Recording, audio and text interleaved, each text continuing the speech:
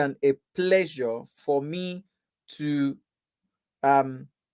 get started with you this evening. It's actually very dark in the UK right now.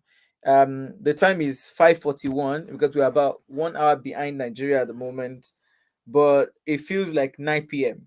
to be very honest. Sunset is about 4 o'clock, 4:30. So if you understand what Maghrib is that time where the sun has properly set. But our Maghrib right now is about 4:39. Yeah, just so you understand what I'm talking about.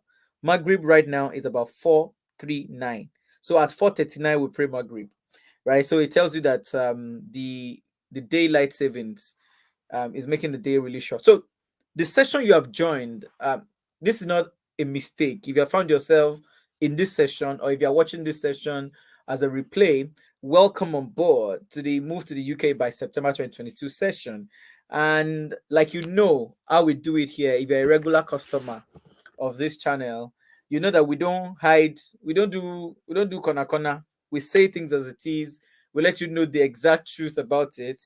And whatever it is that is bothering you, you can always ask in the comments. So please drop your comments. I'm going to be taking those quickly. The beautiful thing about this is that you can do it yourself. Yep. And I'm going to show you exactly how to do it. And this is going to be your testimony. By this time next year, when I'm having this session again, or if I decide to re-upload this video, you listening would be one of the people who are already in the UK by God's grace. So let's get started. I'd like to give you what is expected, and today's session is very loaded. When I tell you loaded, it's loaded. We're going to do some introductions. We have done a bit of that. Why do you need to japa? Why are we talking about the UK? Why are we talking about it now? Right? We're going to meet the facilitators. We're going to talk about PTMA, the pathways to moving abroad. I have a few disclaimers, so I'm going to give you that. We'll talk about pathways to get to the UK. If you're going to come to the UK by September 2022, what do you need to do? First and foremost, before I go ahead, do you have your pen and paper? I don't like to dey talk. Plenty talk, no, they bring anything. If you don't jot things down, like Josh the Funny will say, do you have pen and paper? If you have pen and paper, please type it. Pen and paper. Type pen and paper, please. Type it if you have it. I know it's not all of us that have it. You have a pen and paper next to you. Please write pen and paper. Write it now. I'm joining from Anambra State. I hope you are safe. The service providers are messing up. Great deal. Okay, you can keep coming in and okay, Mubarak Aminu. I say you should type yes. You typed yes, but I say you should type pen and paper. If you have a pen and paper, type pen and paper. Okay, Zainab is the only person in this call that has a pen and paper. All right, Zainab, I'm with you. You are the only one I'm doing this call for right now. If you don't have a pen and paper, it's time to get it. Okay, so Ilu Obe also has a pen and a paper. Excellent. Let's get started. Pen and paper. Mubarak Aminu has a pen and paper now. Okay, good. So let's shoot. Let's continue to shoot. Now, if you have a pen and paper, let's continue. I'm going to talk about the routes we're going to focus on because there are several parts. There are several parts to come to the UK, legit parts. I'm going to highlight the ones, and you can see your choice. You can look at your options. But then today's session, I'll be focusing on a particular route. I'll tell you about the route and the details and the benefit that comes with that route. I'll tell you about the key requirements. What do you need to have? If you don't have those key requirements, forget about it. But if you have them, you can actually even come to the UK earlier than September. And I mean they talk, I mean they tell you. And this chest where they beat now meet today there. Don't be bold. Okay, so document requirements. I'm going to now focus on each of what we need. And the reason why we need to focus on each of them is that to save you the stress. This is exactly what you don't know that is keeping you where you are. So this is an awareness and information session. And one of my colleagues, a very elderly consultant, we used to be in consulting together in Nigeria. He will say something like, there's this quote from him that I always love. He always says, the devil is in the details. The mistake that you're going to make that will make you not be in the UK by this time next year is in these details. So that's exactly why I'm focusing on the things that are required. Requirement focus, degree. Requirement focus, English test. Requirement focus, schools to consider. Because if you miss the details, you are going to be delaying your own chances. Hacking the tuition code and tuition deposit, proof of funds, unconditional offer, study visa, getting the visa, flight ticket, your tuberculosis test, your COVID test, your winning spirit that is needed, um, the planning document template that I hope to share with you if you stay on the call. If you don't stay on the call, don't DM me. Don't worry about it. You'll be fine. You'll be good. But I have a special template for people who are genuinely serious. See, if somebody has already achieved something, you can always learn from them. You don't need to reinvent the wheel. You don't need to go and create the bulb all over again. If somebody like us has done it, we can always share with you, and we're not collecting money from you. Last, right? So, um, life in the UK, how to carry yourself, extending your stay so that you can become a permanent resident in the UK. Because what's the goal? You are not just coming because you are coming to stay, isn't it? Right. So I'll take your question and answers, and we're gonna talk about next sessions. By the way, if you're yet to subscribe to this channel, this is about the time you need to do that, because the only way you can support my ministry is to help me grow this channel so that more people will be able to see it. Now, one last reminder for you to get a pen and paper.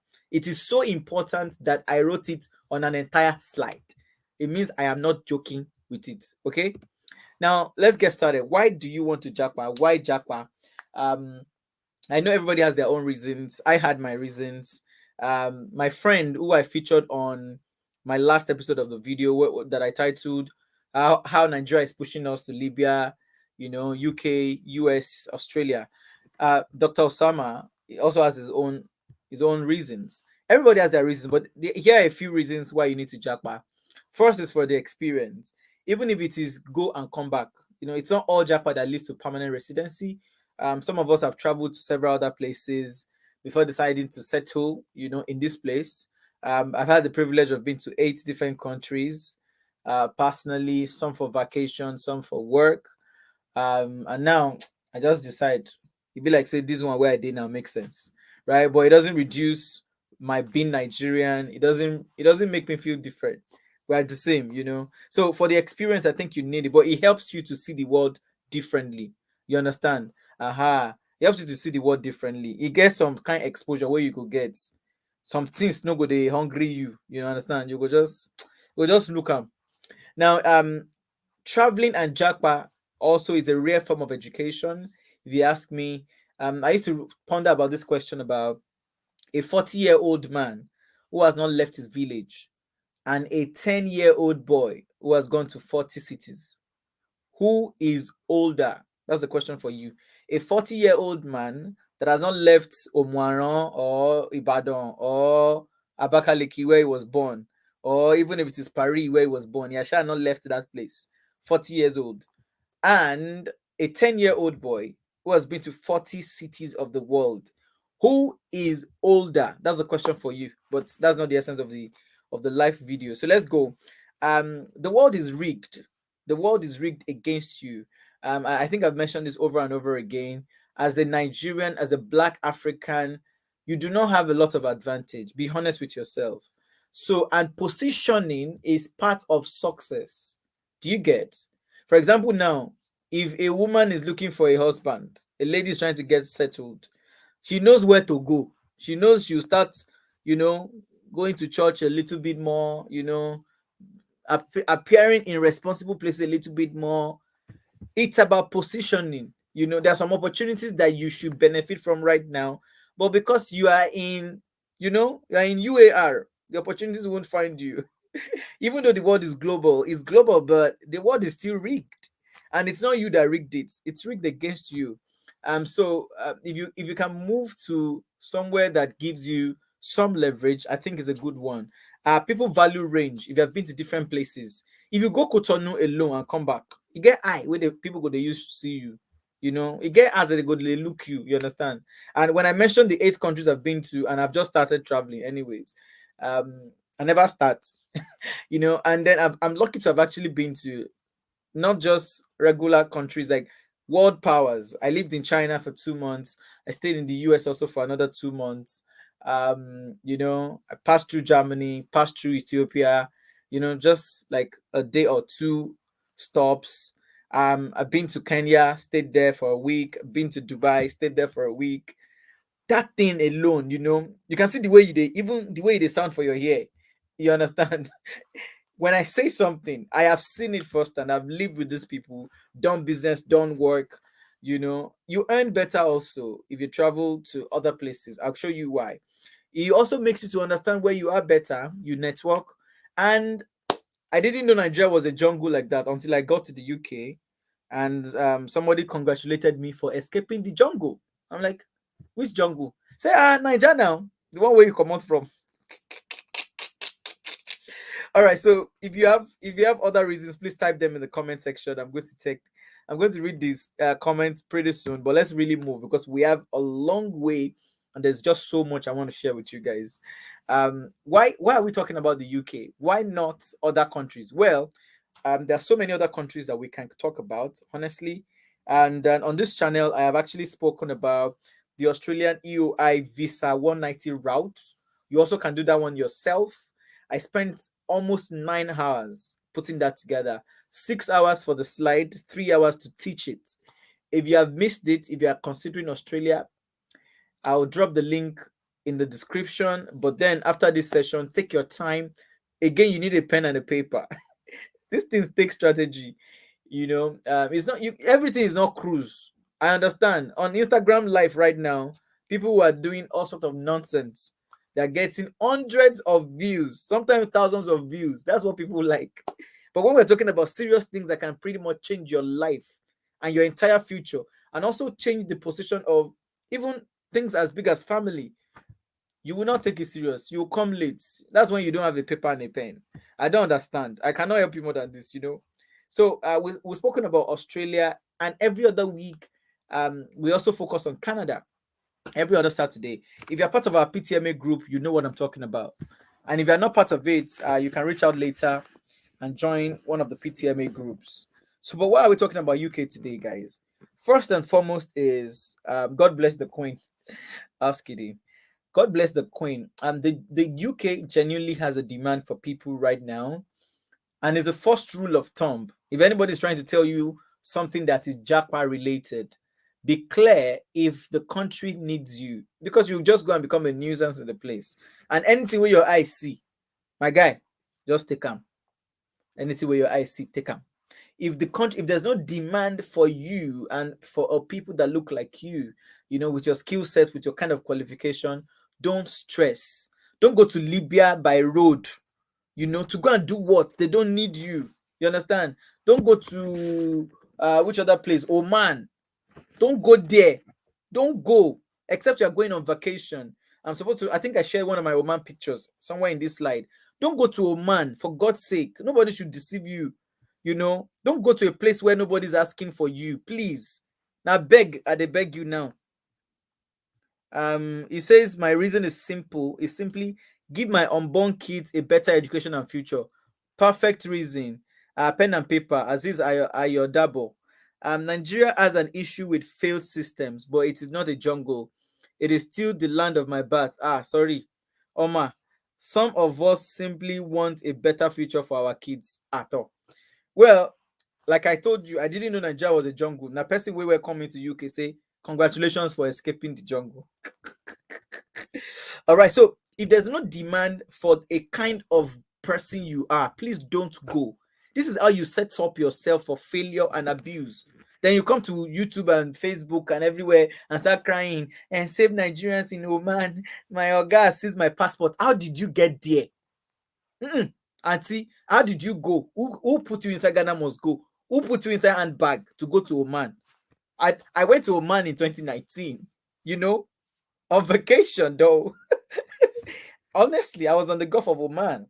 Even though it was a short trip, because Oman, they border UAE, right? So I had a UAE visa, and I just said, let me use one leg.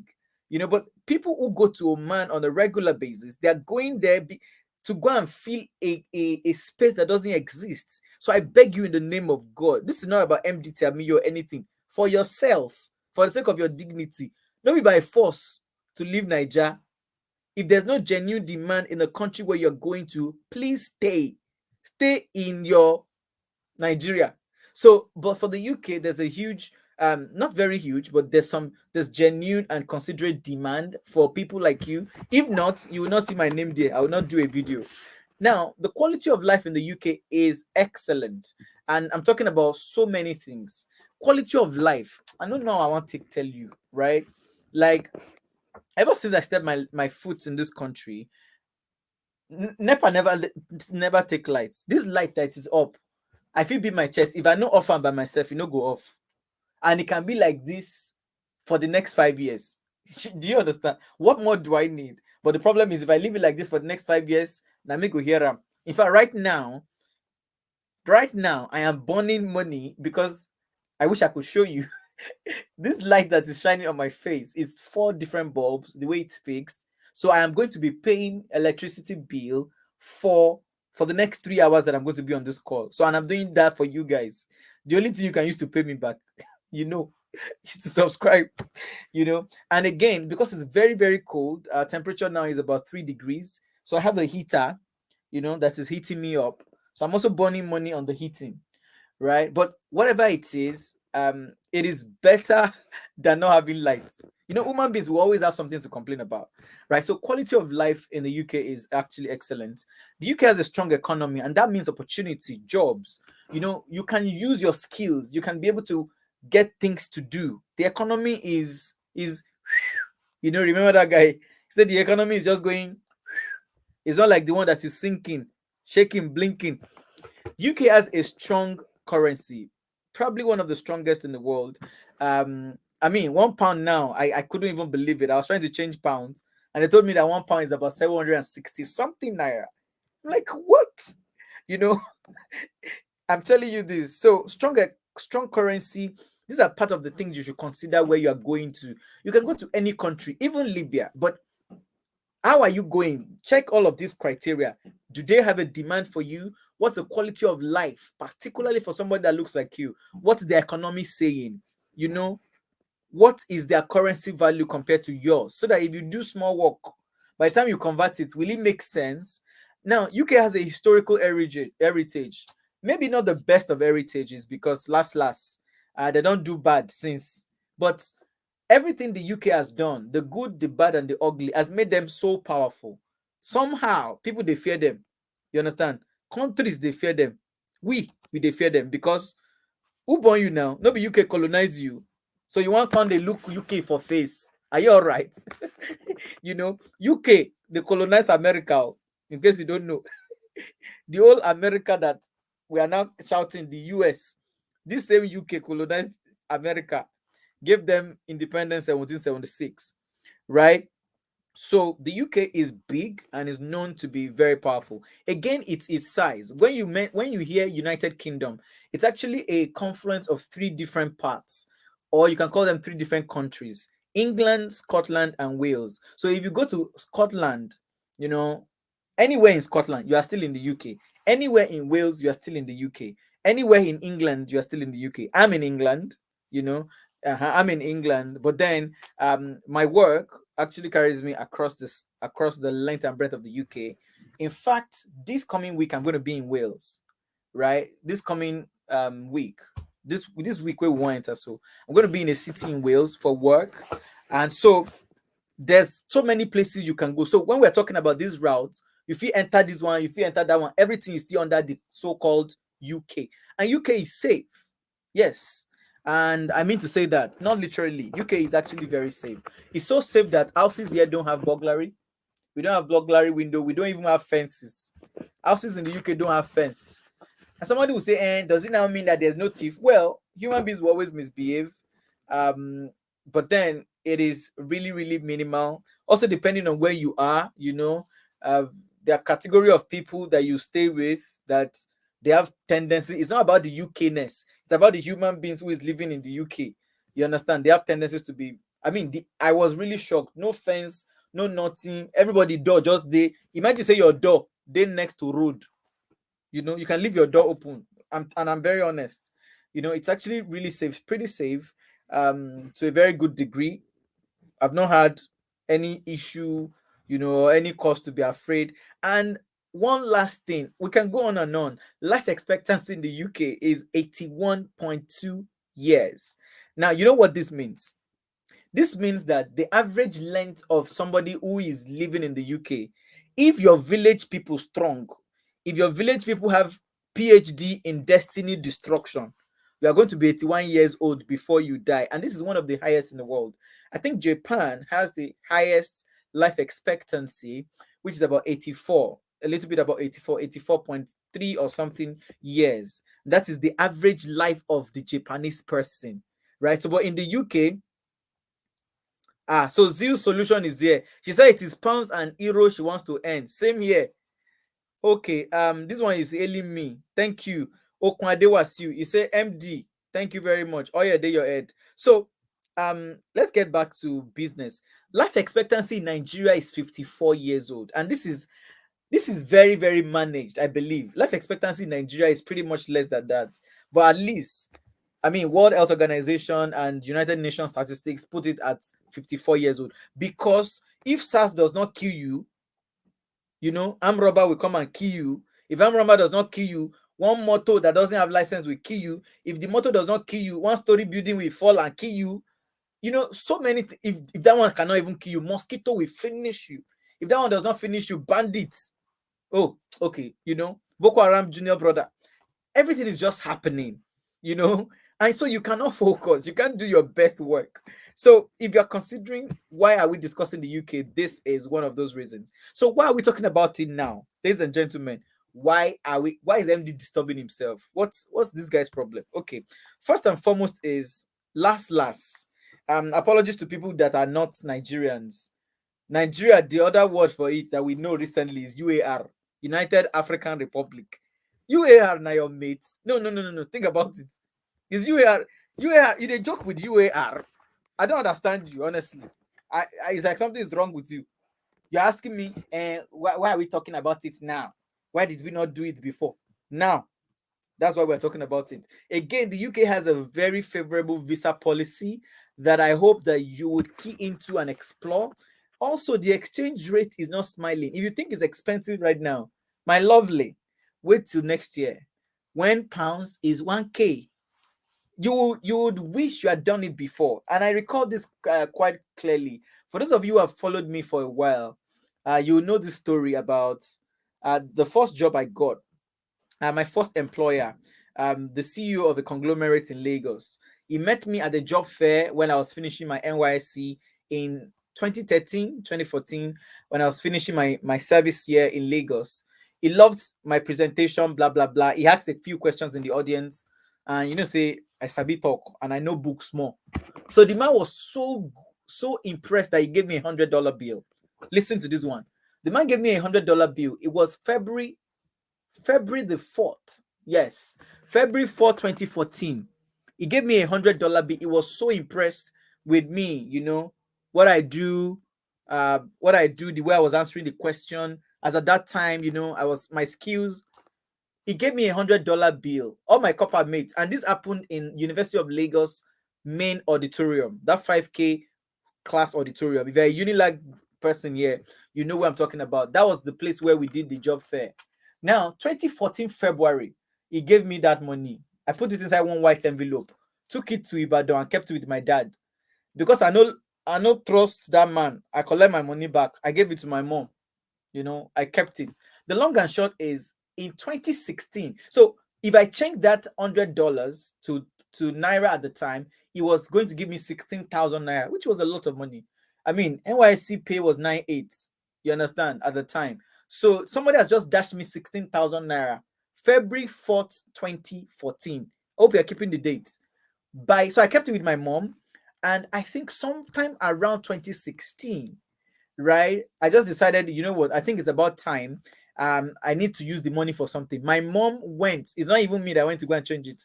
My mom went to a place called Sabo in Ibadan, right, to go and change the $100. And guess how much? She changed it for 30K. Just within a period of less than 2 years. Less than 2 years period. Between 2014 and 2016, when I was like, I don't even need the money again. Let's go and change it. Like, it's just sitting there. If I had held on to that bill, that $100 bill, If I'm going to change it today, I'll be changing it for over 50K. It was 16K when the man gave it to me. And I'll share the picture again on my WhatsApp status some of these days. But for those of you who have been following me for long, you know I've told this story before. So the exchange rate is not going to wait for you, and it's not going to be nice with you. Like I said in the beginning, the world is rigged against you. So the time to start is now. Time is also a factor in this process. You need time to get this, get that, put this together. So the better, the faster you start, the better. Then the question, why not now? There's this Chinese proverb that says that the best time to plant a tree is when? The best time to plant a tree, ladies and gentlemen, is when? Somebody say, I want enter UK next year, I beg. By God's grace, I won't need Ayodeji. That'll be your destiny. Now, waiting go make me enter UK next year. I want to do now. All right, you're welcome. Rufus says it's 780 naira to a pound now. We're getting there. Crafts Arc. Easy Popo. Yusef Day Air. Okay, I don't know what you're talking about. Now, cause I don't know what you're talking about. Okay, somebody's giving me high five. Damilare Mayowa, I see you. All right, so the best time to plant a tree is when, ladies and gentlemen? If you know the answer, just type it quickly. The best time to plant a tree is when? I guess they say it's 20 years ago. No, the answer is not now. The best time to plant a tree was 20 years ago. Because the tree that you are seeing in front of your house now, not be yesterday they plant them. They don't plant them since, or it don't they grow itself. No, it wasn't yesterday. Living every day in Christ. The best time to plant a tree was 20 years ago. The next best time is now. The best time to plant a tree was 20 years ago. The next best time is now. And that's exactly why we're doing it now. So, without wasting any time, ladies and gentlemen, who are your facilitators? Dr. Lina has actually joined us. I'm super excited to have Dr. Lina here. She is a Canada immigration expert.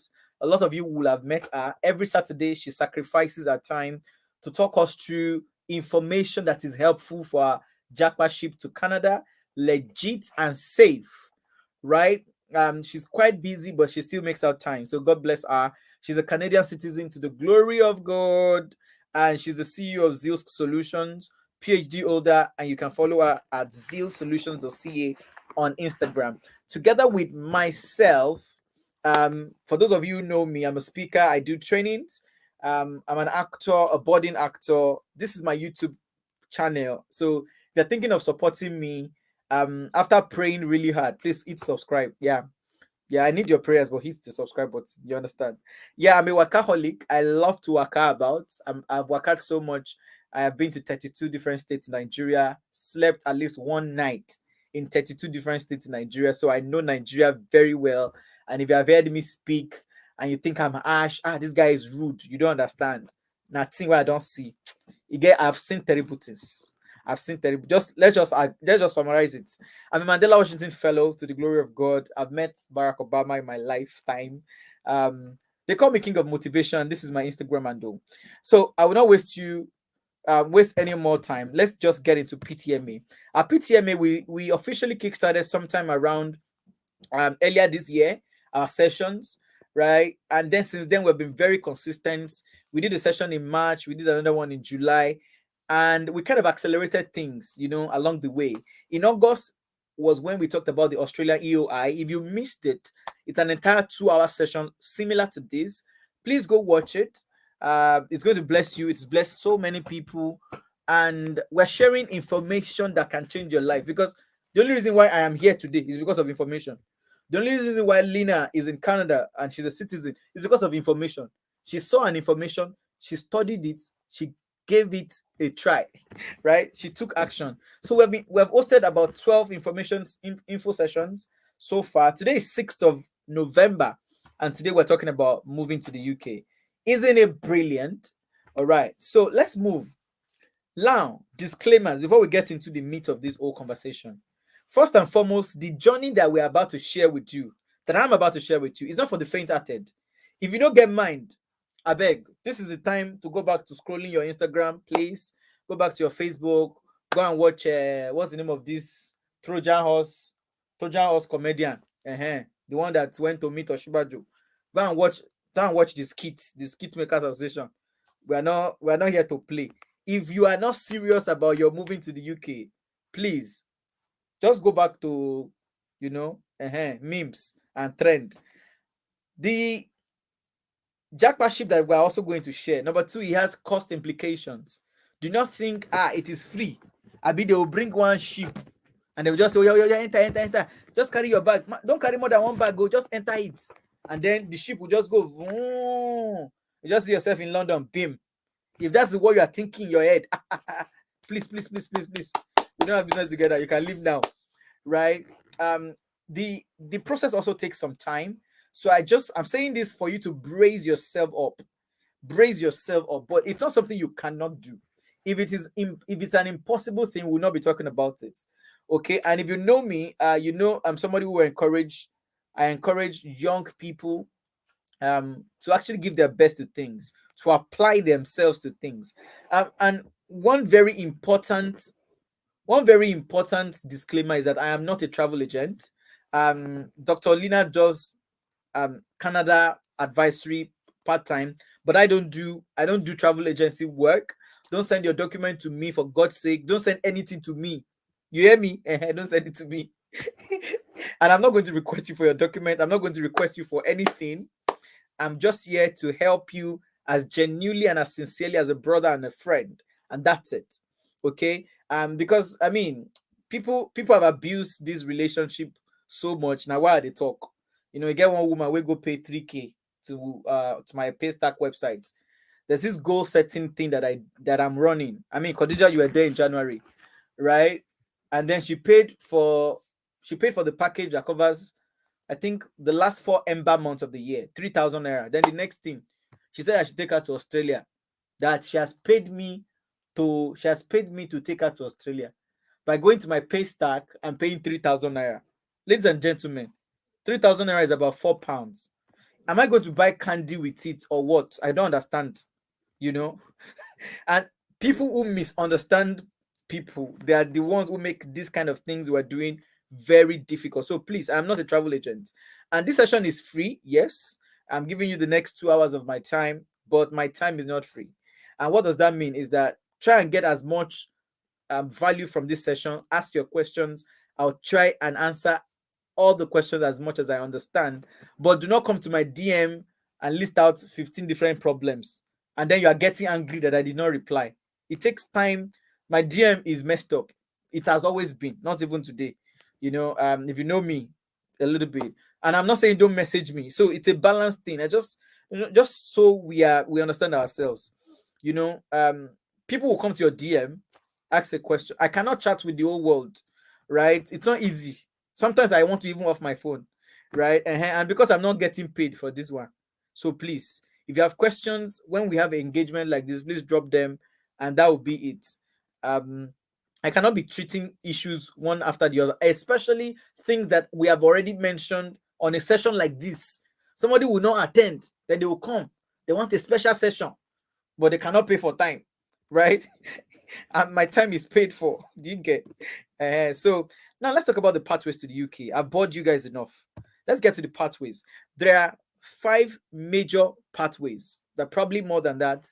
But for somebody that's from Nigeria, West Africa, Africa, for people in the EU, they have other paths. But these are the most critical paths that you, as a legit, ordinary Nigerian, can actually follow. And as you can see on my slide, I have already colored the one that I'm going to be narrowing on. And if you take this information seriously, if you take it as a gospel and you run with it, definitely something will change for you. Let me see if I am talking to myself or I still have people. Okay, we have 35 people listening. Sandy, you said, wow, hope I've not missed much. Well, you're welcome, Sandy. Sandy, you are my regular customer. Hire me to help reply the messages. Okay, no problem. Craft, hack, and trick. You can chat me up later. London Straits, please. I know, I understand. Okay, now, yesterday. Okay, great. So let me get back to my conversation. I exited my slide. I hope you can see it. So the very first route that people can follow is family. Family means you are dependent of somebody who is already in the UK.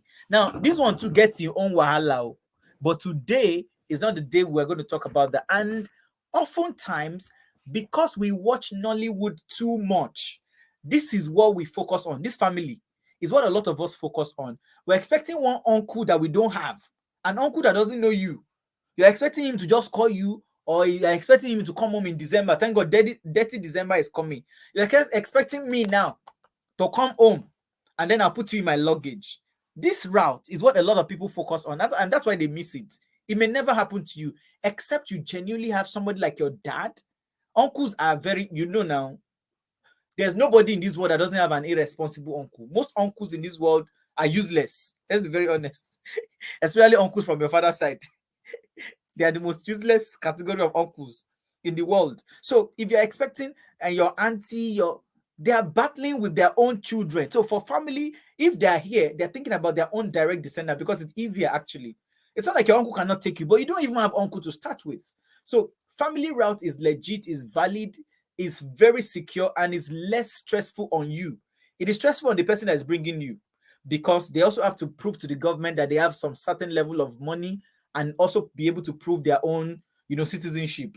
But that's it. But you just sit down there, based on Nollywood scripts. You sit down there, they'll just give you visa, you just enter flight and go. This is what you guys think japaing is. So today, I'm trying to diffuse your mind. Remove this one from your mind completely. Except your mom, your dad is already here. Anything that is beyond your dad and your mom, that your uncle that is abroad, forget about him right now. In fact, delete his number now. Or you're going to edit his name and put Uncle Desmond, idiot. Do you get? Because last, he's an idiot. He's not going to do anything for you in terms of your japa ship. Your japa ship is in your hands. And that's why you need to hold it like this. You need to own your own japa ship. Okay, now spouse. If you are dating somebody that is here, okay, fairly use husband like us. If you are dating somebody, or if your partner is abroad, they can invite you and bring you to the UK as a dependent. Again, this is also easy. You don't go do any work. Just go and snap picture of a passport. Just go and just show up. Literally, it is the person who is inviting you that will do a lot of the stress, except they want to sell it. And I don't think that's true love. Okay. And they may ask you to go and bring this, bring that. But usually they are the ones who will pay for almost everything. So you're a dependent. Skilled worker, be say you get skill that the UK needs, and they have created like a career, they have created a visa route for, and you apply and you get in. That's a skilled worker. For example, our doctors that are writing their PLAB, I have a lot of doctor friends, PLAB 1, PLAB 2. One of my doctor friends featured in my last video about inclusion. Have you guys seen the video? Yeah, the video that I did last about why I left Nigeria. Dr. Osama is been in the UK for about 15 months now. He came as a skilled worker. He wrote his PLAB. We're together in Kano. Watch the video. You see it. I even shared a picture of him in my studio in Kano the last time he visited me. And the reason why Dr. Osama's story is very inspirational is that his entire UK journey, literally started with a gist that I had with him. Just like this one. I am not kidding you. Just like this conversation that we're having. Because a lot of you think, we're just catching cruise here. Let me just go and listen to this guy. What does he even have to say? Dr. Osama, go and watch Dr. Osama. Go and watch my video with Dr. Osama on this channel. The very last video on my channel. You see it there. Dr. Osama is in the UK now, and to the glory of God, is doing so well for himself. He has brought his wife and 3 kids as family. So his wife and children didn't need to stress because he was already here as a skilled worker. I hope you are getting the connection. If you come here as a skilled worker, then you can bring your spouse, you can bring your family. But somebody has to break that jinx first. Somebody has to go through. It's like when you're trying to escape through a tunnel. You understand? If you don't have anybody here who you can call family, right? Or you can call spouse, then your route are limited to these last 3. Skilled worker, and we'll do an entire session about skilled work in the UK also very soon by God's grace. It takes a lot of work to put this session together. And I'm not kidding you. It took me more than 5 hours to tidy up this presentation. And you're going to see it. It's a beautiful slide, isn't it? It means that I thought about everything that I'm putting here, right? And there's just so much to share. If you're not coming as a skilled worker, last, you just graduated from school, education is now your next route. And it's like the most formidable route out of the 5 that an ordinary person can actually pursue with diligence and get. If you're a refugee, your life is threatened, you're a citizen of Afghanistan, and the UK feels like they're sorry about their participation in the war in your country. You know, last, you know the story. America went to Afghanistan to find an Osama bin Laden that doesn't exist, right? They were there for 20 years doing all sort of nonsense, stealing their things. They got their friends, different countries to support them. So those big countries that supported America, they are feeling guilty that, oh, look at how we destroyed another man's country. So anybody from Afghanistan that wants to come to the UK right now, in fact, the UK is giving them free plane, no visa. Just enter plane and come. And I'm not joking. You see it on BBC every day, and sometimes some of us are afraid, like, hey, they're bringing all these people to the UK, but they know how to handle them. So if you're a refugee from a country that the UK has a responsibility for, boom, but you are not. So education, last is your road. One road does not enter markets. Yoruba will say onokon waja. But for today, we need to focus on one road first. And if you stay with me, if you stay with us on this PTMA, we'll show you the other ways. Let me see if I'm talking to myself or if we still have people listening. Oh, we have 39 people on the call. Excellent. Oladipo Kodia, you say, especially from my father's side. Yes, most of our uncles are very useless. Can we get this slide in case we have missed a lot? You cannot get my slide. I'm so sorry. Except you want to send me pounds. Tolulope Akinyetu. If you want to collect my slide, I'll collect money from you. It's very simple. Everything is for sale. But I'm not even selling. So that's the problem. Yeah, I saw the video today. God bless you, Info. So Dr. Osama that you saw in my video, like I think I shared it on my WhatsApp story before. We met on a trip from Abuja to Kano. And then I was just talking the way I normally talk. Emdee now, Emdee like to talk. I was just talking and he was paying attention. And then the next thing he asked me was, sir, please, can I record? I'm like, record how? Who I be? What person want to record me? But I was used to it anyways. I speak for a living. So he started to record my conversation, came to my office. We had more sessions. And before I knew it, Osama had this jota calendar. All this, your planner, daily planner, almanac or whatever. He was writing things down. He was saving money. Before he knew it, he was taking the step. Step 1, tick it up. Step 2. That's exactly what you need to also do. And now, in fact, he came to the UK before me. No jokes. Osama has been here for 15 months. You watched the video too. Okwade was you. Congratulations. Thank you very much. Oluwaseun Ogini, my brother. God bless you for joining. I'm with you, Emdee Adebayo Nasiruddin. So, last, this thing is in your hands. But let's move real quickly. GC the front. We cannot waste time. So, education route is what we want to focus on. Now, let's now dive into the education route. The education route is that route where you come to the UK to come and study. Okay? But schooling in the UK is not cheap. You understand? Just like in Nigeria, we are complaining about the status of our education. Like me, I can beat my chest when I was in Lautech, and this is not to ridicule anything. It's reality.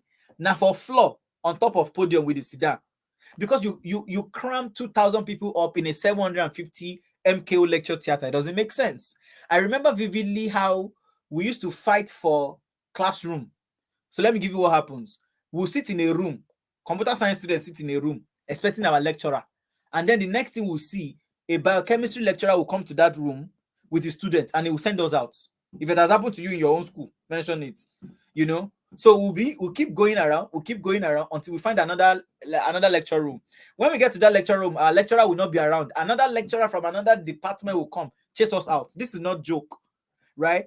Because our education is generally cheap, honestly, and so the quality is nothing to write home about. So in the UK, education is not cheap. But today, I am going to help you with an easy route to it. This is how we hack the whole thing. So let's move. So let me tell you about the details. What are the things and the benefit that you stand to gain when you follow this education route? Let's get started. First and foremost, coming to the UK on the education route is the most viable route. It is. You don't have uncles. We have said that. You don't have boyfriend. Abby, do you have? No, ask yourself. You don't have any boyfriend. Since nobody loves you, nobody is interested in your market, the market you are selling. The route that you have now is you and yourself and that pally that you have. Okay, so this is the most viable route, and nobody can remove this one from your hand. Nobody can do shakara for you. You cannot reach the UK now, and then the uncle that brought you will now start tossing you around. People are crazy, right? They start giving you condition. You can't do this. This route now you get them. Do you get the point? Yeah, boyfriend now that invited you to UK now. You now get to UK. You now be telling you no. You're snoring in my house and stuff like that. Or you can't go out. You know, be checking your phone. You know all those things. So education route, you are the ruler and the owner of this route, and that's why you are taking responsibility.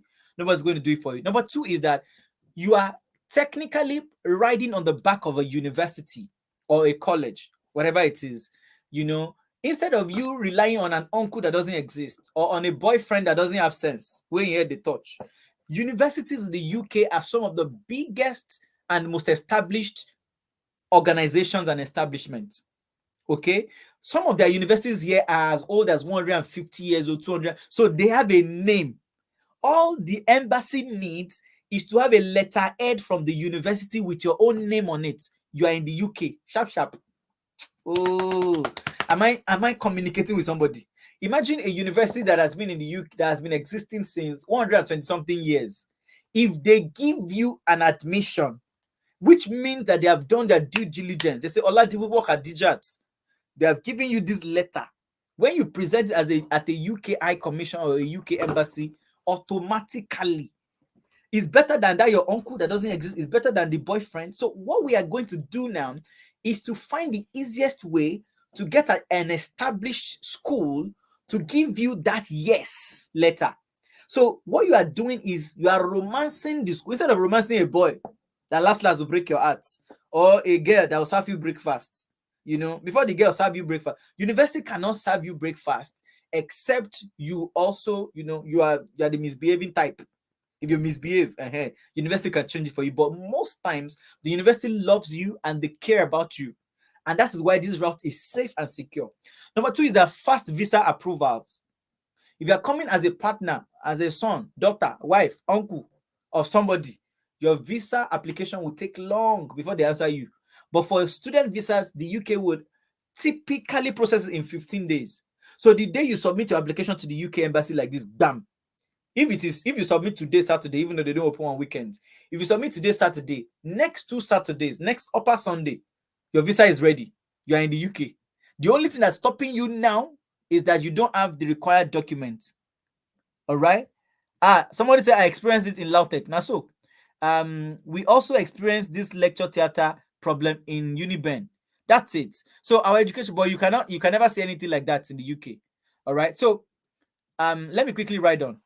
So that fast visa approval. Now, as somebody who comes with this route, you have the opportunity of working 20 hours per week in almost any job except for professional jobs. You cannot go and be a lawyer now, for example. If you're not a lawyer, you cannot practice in a hospital. They have their route, they have their requirement. But for almost any other job, you know, helping a company, fixing social media, doing whatever it is that is not a specialized skill, you know, category. You're a project manager, for example, or you're a stylist, whatever it is you know how to do. You're a content creator, you want to make video. This is the land where your dreams come true. Internet is always here. Do you understand? If you say you can't hear me now, I know it's your internet. It cannot be my own. Do you get? Emdee, we can't hear you. Abba. Except maybe I touch something on my computer. You know, I know it's something else. It shall not internet problem. Internet cannot go off. Light cannot go off. Do you get? So you have 20 hours. You know, primarily you're a student, but within the week, you have 20, and 20 hours mean you can get a job where you are going to work for 4 hours per day.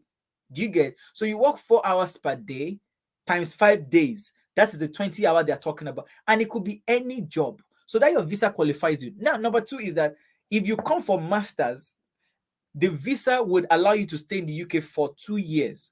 And why is this? They are 1 year masters, they are 18-month masters. And because the embassy does not know which one your program which one your program is, they don't want to stress you. So at least they just give you that 2 years. Then you take and hold your body first. So even though you finish your masters in 1 year, you still have the entire remaining of the year, depending on when you arrived anyways. But at least from the date your visa is approved, you can legally be in the UK for the next 2 years. If you come on the route of PhD, which is still education, they'll give you 3 years because PhDs take 3 years here, not 15 years that Professor Oduadu in your university will say no, nobody becomes PhD here. This one. No matter what you are researching in the UK, by 3 years you are done with your PhD. Nobody should waste your time. We are just used with abuse so much that we even take pride in it. You see somebody saying, "It took me 5 years to do this PhD." Who sent you? Okay, whose business is it? Am I the one? Am I the one that cost you? That says you can't do PhD for 5 years? I beg, Baba. So if you are coming for a PhD, they give you 3 years. If you're coming for a master, so if your masters, and usually most masters are 1 year, for some masters they're 18 months, but at least you have 2 years, right? And the beautiful thing is when you come, you also get a master's degree, which means you can begin to get, most people in the UK don't even have degrees, and they are top executives in organizations because the education last no be waiting they really carry for head. But as a master's degree holder, somehow it gives you some level of confidence, to be able to do better work, to be able to find better jobs. And let's now say this thing does not work. You have burnt your 2 years in the UK and you are unable to extend it. Let's just say, which is like 5%, 7% of the case, 93% of the time, you'll be able to convert this your route to a permanent resident route, which is where we're going to, right? We're going to get there. But let's now even say your village people are so strong, they have you in mind. You are the only project they've been working on for years. You now go back to Nigeria. In the minimum, you have a master's degree from Obodo Oyinbo that you can use to get a better job than all this your regular work that you're doing right now. So last, you don't lose. Do you get the point? Now, as a student who came to the UK for master's or PhD, there is now a special policy that gives you a higher chance to become a permanent resident, which is the PR. Not citizen, no. PR and citizen are two different things. Permanent resident means you have the right to stay here as long as you can. As long as you decide you are here. So if you travel anywhere, you can come back. But you are not a citizen. You don't have the right that citizens have yet. But is not within the scope of our conversation, so that the gist no go lost. So, ladies and gentlemen, this is what you benefit from following these routes. But permit me to break it down to you, because I know some people say, pass this one now, make her come out. But no time people say, let me give you half information. They tell them, say, you miss the details. Okay, so what are the key requirements? What do you need to actually get in? What do you need to actually get in? UI, perseverance, hard work, dobale. You can imagine. Unfor you say your internet sure die. I pity you. Make MTN change them for you. Okwade Wasiu is saying his educational package is only one for a master's degree, or can someone get admission for a degree program? Okay, good question. Okwade Wasiu, you can get admission for a degree program, but you go here when. Wait I talk. You go here when. And this is a very perfect question. So let me answer it. A typical year of study, listen to this one. A typical year of study, anything you are learning, this baking, just to do my, just to do cake, just to do puff puff. If you want to learn it in this UK in 1 year, and it's a 1 year course, they are going to take nothing less than £9,250 from your hand. Please do the mathematics for me. If you have a second phone, we're not going to make you come out the life. If you have the chance or the mind to study in this UK, per year, you'll be paying a minimum of what? Let me do the math for you. 9,250. How much did you say dollar and pound don't enter? 760. Let's just put that 760. You'll be paying 7 million naira per year. That is the cheapest. So if you come for an undergraduate, it is at your disadvantage, because that is the amount you'll be paying every year. Your papa Nadino? No. Okay. So do 1 year masters and follow this strategy. In addition, you will be eligible to have 2 years post-study visa. It is not called post-study visa, actually. It's not called post-study visa, but I'm going to talk about it when we get there. But you are correct, Rufus Samuel, right? And that's why some people's requests to extend their stay is not approved. but we'll get there in a minute. So please, I think I've answered your question. Okwande, you can come for your undergraduate too. If your dad is the governor of Bayelsa State, or if you know somebody in Aso Rock, we are one of the people that went to take pictures in Aso Rock. Why not?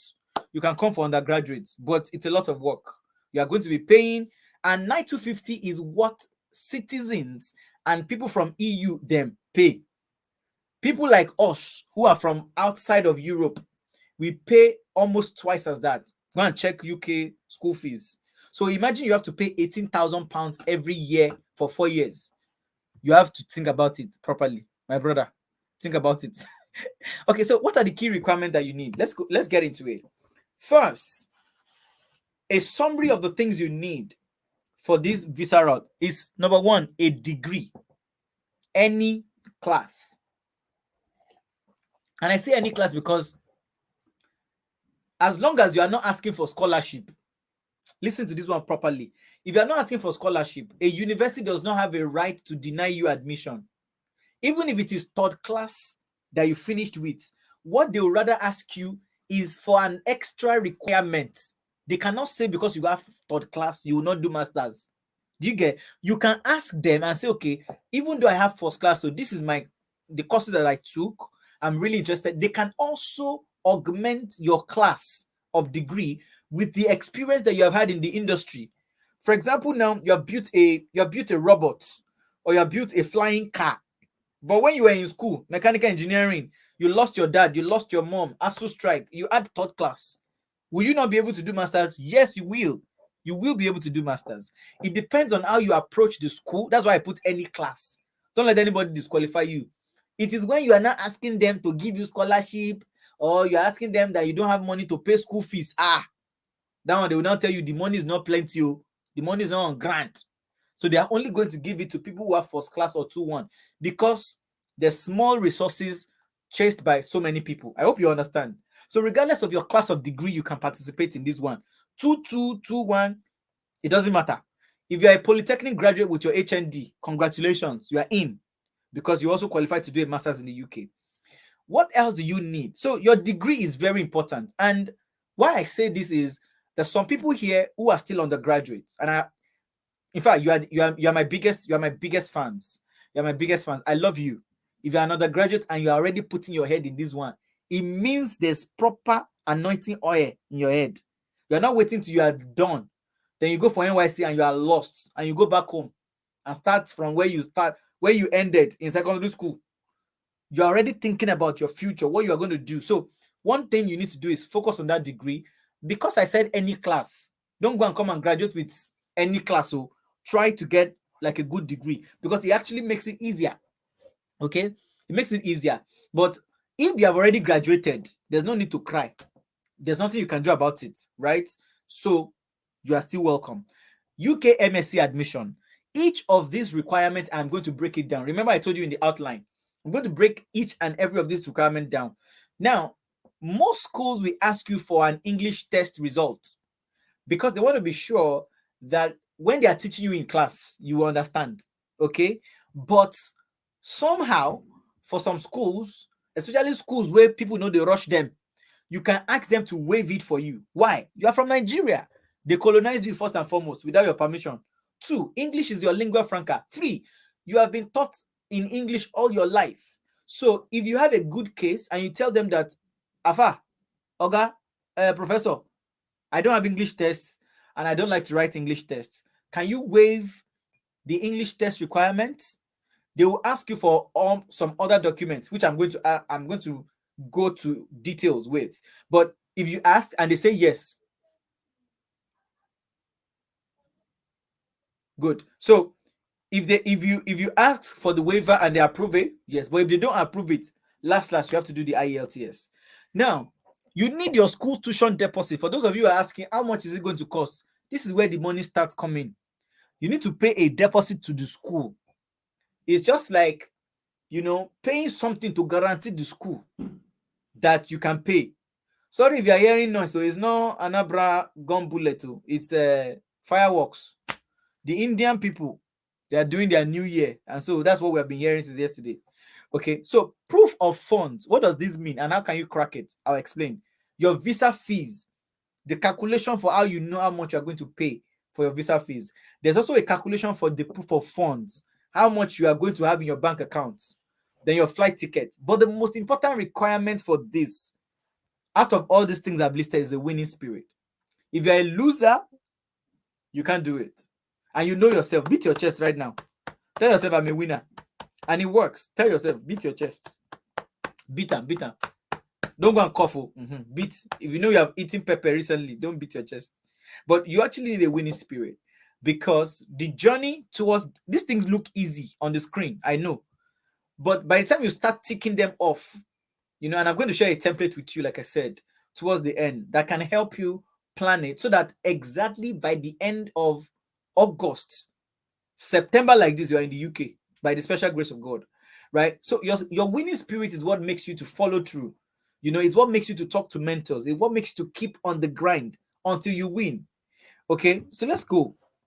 Let's now talk about the document that you need. Is anybody still watching? Let's talk about the document. Okay, good. Them no send EU again. Yes. Is HND holder acceptable? Abolarin de Abiola. Yes, please. HND holder is welcome. Now the graduate course way past my budget. Now I want to apply for. Continue on for. Now you sabi that one. Yeah. So Rufus, if you are coming for undergraduate, you are typically going to be paying 7.2 million naira per year. And I doubt if you are going to pay that low, because the 9,250 I gave you is for people like, people who are in the UK already, people who are like, resident of the UK. You that is coming from abroad, you are usually going to pay times 2 every year. So don't go for undergraduates. Finish your undergraduate in that your Yaba Tech. Finish it in Lautech. Finish it in that UAR school, that cheap school. Just finish it there first. Okay, you said you didn't get the UK MSc admission. Don't worry. We are going to deal with it even in more details. We are here full ground, Samuel. Okay, good. So let me go back to my presentation. Thank you for staying tuned. We have mentioned the key requirement. Now let's go into the document that I needed. If you have a pen and paper, this is when you need to write the document that you need. The very first document you need is your passport. Your what? Your passport. I put international in bracket because one man from UAR, ladies and gentlemen, this one will shock you. One man from UAR was reaching out to me regarding Australian trip. And I told him, does he have a passport? And then he said he has it. I said, okay, that's good. And then the next thing, he sent the passport to me. What if I told you that he actually sent a passport photograph? UAR people, they will fall your hand, honestly. That's why I put international. Don't go and think it's 2x2 that Rasaki will snap for you at backyard. This thing to the right, this one to the right. If you don't have a passport, let's even do a roll call, for God's sake. You don't have a passport here, please leave this live call. Go and play Ludo. Go and play Ludo. Please, please, please, please, please. You don't have passports. Which other game? Are you a Lockman that they used to play? Go and play that one. You are not supposed to be on this call. If you have a passport, please type passport. Type passport. Type passport now. You have international passport. If you have international, I'm not talking about 2x2 passport photograph. Don't let me swear for somebody on my life. If you don't have a passport, UAR international passport, leave this video call, please. Go and play Ludo or go and play 10 somewhere, because you are not ready. Your very first document is your passport. And in case you don't even have it, can you squeeze yourself? Can you use all the energy and motivation you have to get it between, and you can still get it in this November. Thank God, thank God. Abolariwa has passport. I'm excited. Samuel has passports. Toromade has a passport. Rufus has a passport. Bolaji has a passport. Damilari has a passport. Only 7 people in my life. I hope we're not talking about 2x2 passport. Okay, Adebayo Nasirudi is in process. Okay, you can stay on the call. You know, when I said people should leave, 3 people have left. Thank you. Because if you don't have a passport, why are you wasting my time? Why are you wasting my time? Please, if you have a passport, then good. But if you don't have a passport, it's not the end of life, right? Yes, I said you should go and play Ludo. But while you're playing the Ludo, find some money. You know, you can start to do Omade Osawaru, he said he has a passport. That's your first negotiation power in process. Yes, if you don't have your passport, make sure you start to process it now. If you don't benefit anything from this talk, when they ask you, you spent 2 hours on Emdee's life, what did you gain? Tell them that you gain sense to go and get passport. That I stress this so much, because without passport, what are we talking about? Where are they going to stamp your visa? Borrow money. Those loans that they used to collect. Borrow money. If you don't have passport, please. Thanks for the answer and the trip, boss. At all. I'm doing my best. Abimbola says she has passport. Okay. Thank God we have passport. We have sent out the people that don't have passport, about 7 of them. Thank you. Let's go. You need your degree certificate. The meaning is that brown thing they gave you in Unilag, they gave you in Lautech. Which other school exists? Those are the 2 schools that I know. University of Ilorin. Okay, that's cool. On the roadside, we are going to the north. Okay, we know it. They used to call themselves Better by Far, but anyways, we're not going to go there today. Degree certificates. Apparently, when you're graduating, you should have it. Transcripts are more difficult to get in Nigeria because some elderly buffoons have actually made a business out of transcripts. Do you know that in the UK here, this one go shock you, and I don't like shocking people. Do you know that the day you graduate, they give you both your certificate and your transcript? I said transcript. Don't mind me. They give you both your certificate and your transcript in your hand. Yes, now you might think about it. What's inside transcripts? Is it not the courses you took and the results? It's because the society is so bad that even primary school children are forging report card. So they cannot trust you with transcripts. And they hide under that fact and then charge you for it. Your transcript is yours. Everything in the transcript is your own. You are the one that labored for 4 years to take each of the courses. The results are your own. Why are they hiding your transcript from you? They will not tell you, no, they can only send it directly to the school. They can't give it to you. I don't understand. That's why people need to leave that UAR. Because the UAR is not changing anyways, right? So you need your transcripts. And if you are yet to get it, you need to do anything that is needed to get it. And then they send it to your address. Why? Why can't they give you your own transcripts? Semiat, are you not the one that sat for the course? Why are they hiding your transcript from you? No, it's just like you have a marriage certificate. But the court is saying they can't give you your own marriage when are you there inside? You understand? Make me understand this. They can't give me my marriage certificate because they are afraid I'm going to falsify it, or what? So they want to send my marriage certificate to the embassy on my behalf. Give me my marriage certificate in my hand. Give me my transcript in my hand. Did I not work for it? Is it not my name and my result?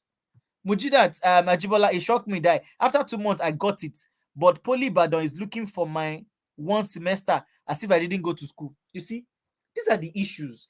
There's a brother now that is toiling. They are stressing him. He's trying to get his transcript from Lautech. The website is down. The portal has deducted money from his card. Nobody's talking to him. He has sent email. Last, he needs to go there physically. We're in a dysfunctional state.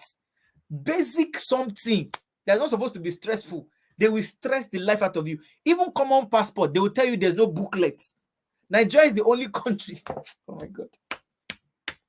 Nigeria is the only country in the world where to become citizen, to prove your identity as a citizen, when you want to carry a passport, they will tell you booklet, ordinary paper, day. Can you process that?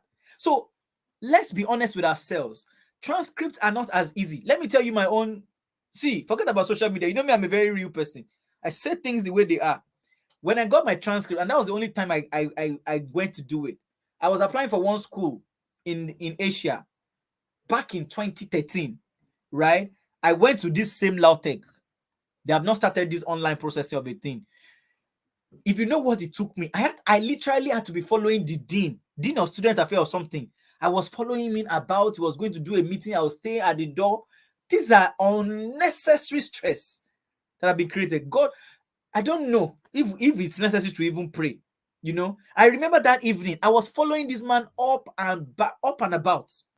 And when he eventually signed, the woman that was there, who is going to seal it, because they're also doing business, I paid, I think it was 11,500 back then, to courier the transcripts to one school in Asia. You know what I did? I gave the woman, this is live video, and I'm not ashamed, because that's the only way I could actually get my own transcript. The transcript that I used till today, this is me, Emdee Tiamiyu, put my name on the paper and pen. I had to give the woman small money, small change, and plenty dobale, that she should allow me to go and scan it. So before she put it into envelope and close it up, I quickly snatched it from my hand with plenty beg. And she's used to it anyways. With plenty beg, I sneaked out of that. If you know Lautech very well, that dean, that student affairs building, I left it, went to under G. There's one cyber cafe. I quickly scanned it, kept it on my flash, and gave it back to her to put into envelope and send to the school. Why must it be that hard? In abroad here, the day you graduate, your transcript, your set, everything will have been with smile. They give everything to you because it's actually yours. We have been used to abuse. Tell somebody that I told you that what the universities are doing in Nigeria and frustrating the lifestyle of young people in getting transcript is madness. There's no other word for it. Awoni Yayodeji, you have passport. I love you for that. Mary, you're welcome. You also have a passport. Who else is on this call? Rufus Samuel says, I paid 7K to have mine. It costs even much more now. Well, it's crazy. It's crazy. Mujida Abiola, they said my sister used fake certificates. The registrar's email on Poly Ibadan's website is not working. And that's another problem. Nigerian institutions that are supposed to be problem solver, they are supposed to be woke. Let me switch off this heater. I'm already feeling warm.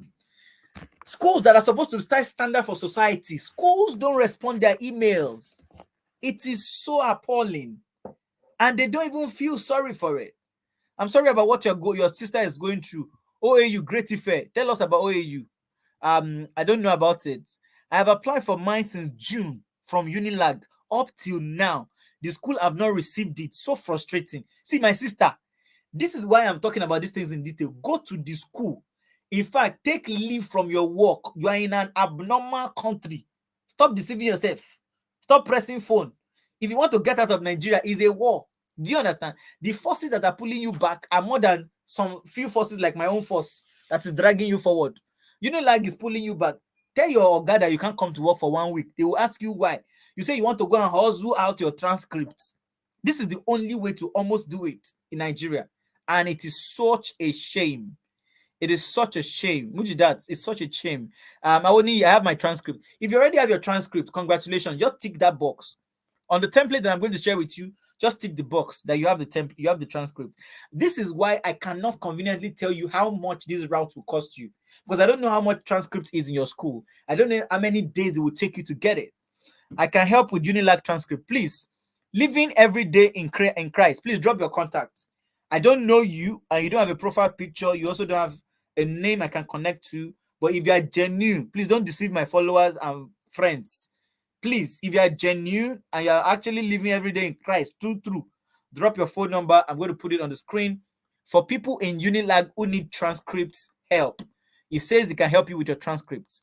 Let's go. Let me see other comments. The universities are using the transcript to make money. 5 schools application means payment for 5 transcripts, which is wrong. You only need 1 transcript, actually. Only 1. You only need 1 transcript. My 1 transcript that I've got in 2013 from Lautech is what I'm using till today, till tomorrow, till thy kingdom come. I'm not going back for anything. Nobody can even ask me anything. Okay? Sharp guy. Now so I do my own passport. So let's get back to the details. So living every day in Christ. Living every day in Christ. If you can still, if you can drop your contacts, I can project that. I hope you guys can see my screen. So another thing you need is your IELTS result or WAEC. I'll explain what I mean. Ordinarily, your secondary school result is not a business of the school that you're coming to in the UK. They believe that the university or polytechnic you went to in Nigeria has already checked it. So most of them will not ask you for your WAEC certificate. but some may ask you. So get it, at least your statement of result, or just do the needful. Get your WAEC certificate. I don't have my own WAEC certificate, honestly. All I have is my statement of results. I don't know where they put my WAEC certificate. Maybe I will need it. Maybe I will not. I shall know I passed WAEC twice. I passed WAEC twice. All right, proof of funds. Proof of funds is basically a bank statement. And like I said, I am going to explain what each of these means very quickly. For those ones that we have nailed, I'm not going to waste any time. We know what passport is, we know what degree is, transcript and all. So I'll just go to the ones that may be a little bit complicated. The ones that need an extra angle, I'll go into details about them. Now, there's something they call CAS. This CAS is confirmation of acceptance for studies. This is what I was talking about in the beginning. The letterhead from the university in the UK or the college that would prove to the embassy that you are now a partner with an organization they trust. Because they don't trust Mfoniso, they don't trust Khadija, they don't trust Emdee. They trust the word of the school you are coming to. So the school needs to give you a CAS. This CAS is called the confirmation of acceptance. That is, the school themselves, they have done their own due diligence on you. They have checked your degree, they have checked your transcript, they have checked your English requirement, they have checked your passport, and they are good to go. They have also checked your proof of funds. So once the school gives you this one, 99.99% of the chance you're going to get a UK visa, whether the devil likes it or not. The only thing that may disqualify you is if you have tuberculosis. So you need to also provide a tuberculosis test result that shows that you don't have tuberculosis, a TB negative test. Are we together? And because our brother, our new friend, COVID, is in town, they will also need you to show a COVID test result. But this is even after your visa, right? These are the documents that you need. Let's move into the details. I want to focus now on each and every one of the requirements. So let's talk about this degree. If you're an undergraduate here, again, I love you. Again, you are brave. And for undergraduates that have been reaching out to me in the DM and saying, Emdee, I'm still in my 300 level, this is the best time to start. Don't make mistake that Agbalagbas like us, even though I just clocked 12. How many months ago? Few months ago, I clocked 12. But if you're younger than 12, my age, and you're on this call, thumbs up. You're doing something really special. You're doing it right. So make sure you graduate. Don't be a Malian, no.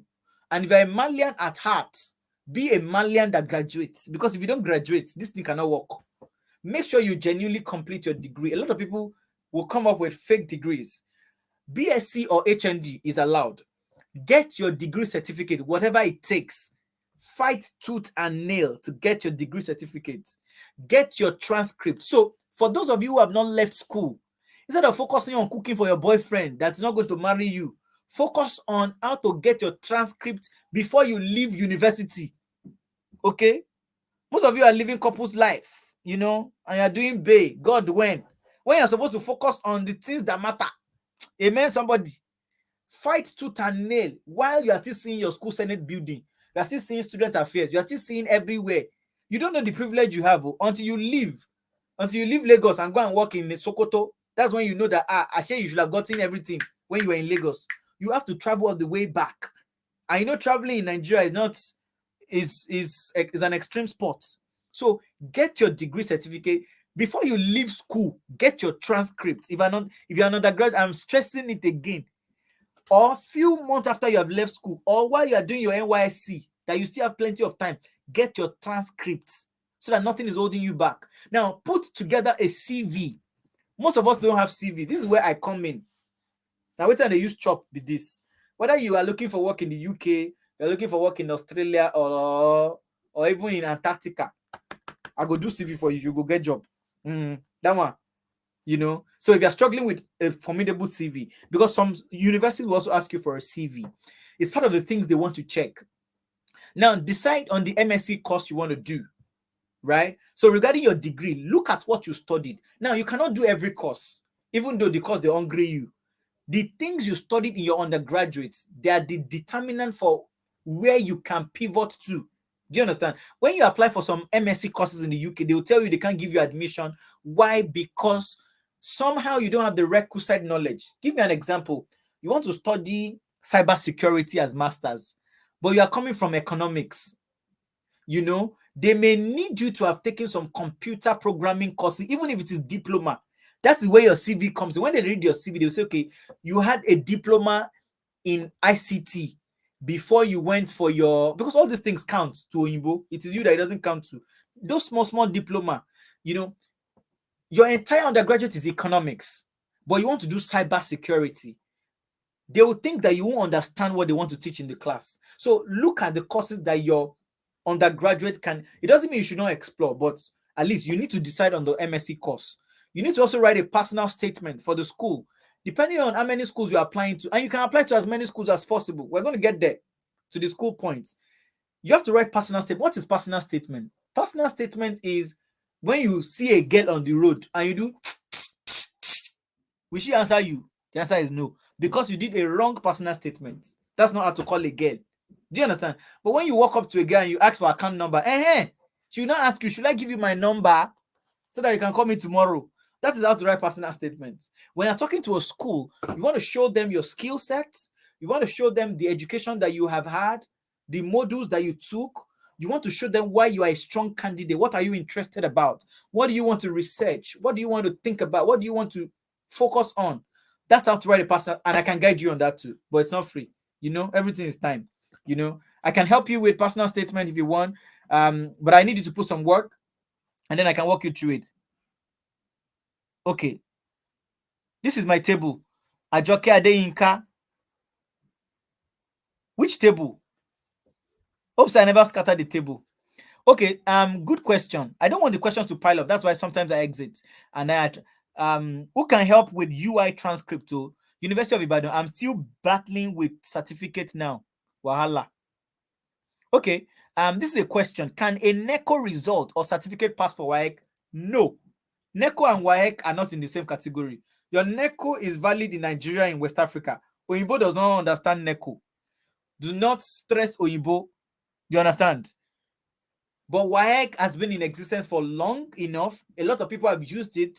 And because they don't trust us that much, anything that is Nigerian made, but at least West Africa, they know all of us cannot be mad at the same time and at the same frequency. So that's the reason why WAEC would pass. Am I making some sense to you? WAEC will still pass, but NECO, they know all of us in Nigeria, we can decide to be mad at once. But Togo, Nigeria, Burkina Faso, Ghana, all of us cannot agree to be mad at the same time and at the same frequency. That's why WAEC goes. Does age matter in student visa? No. Age does not matter because you are paying. You are paying for your school fees. The school needs you the same way you need them. Finish. The school needs you the same way you need them. You are paying. And the money you're about to pay is not cheap. So it's business. They don't matter about your age. But then you need to be able to prove if you're very old.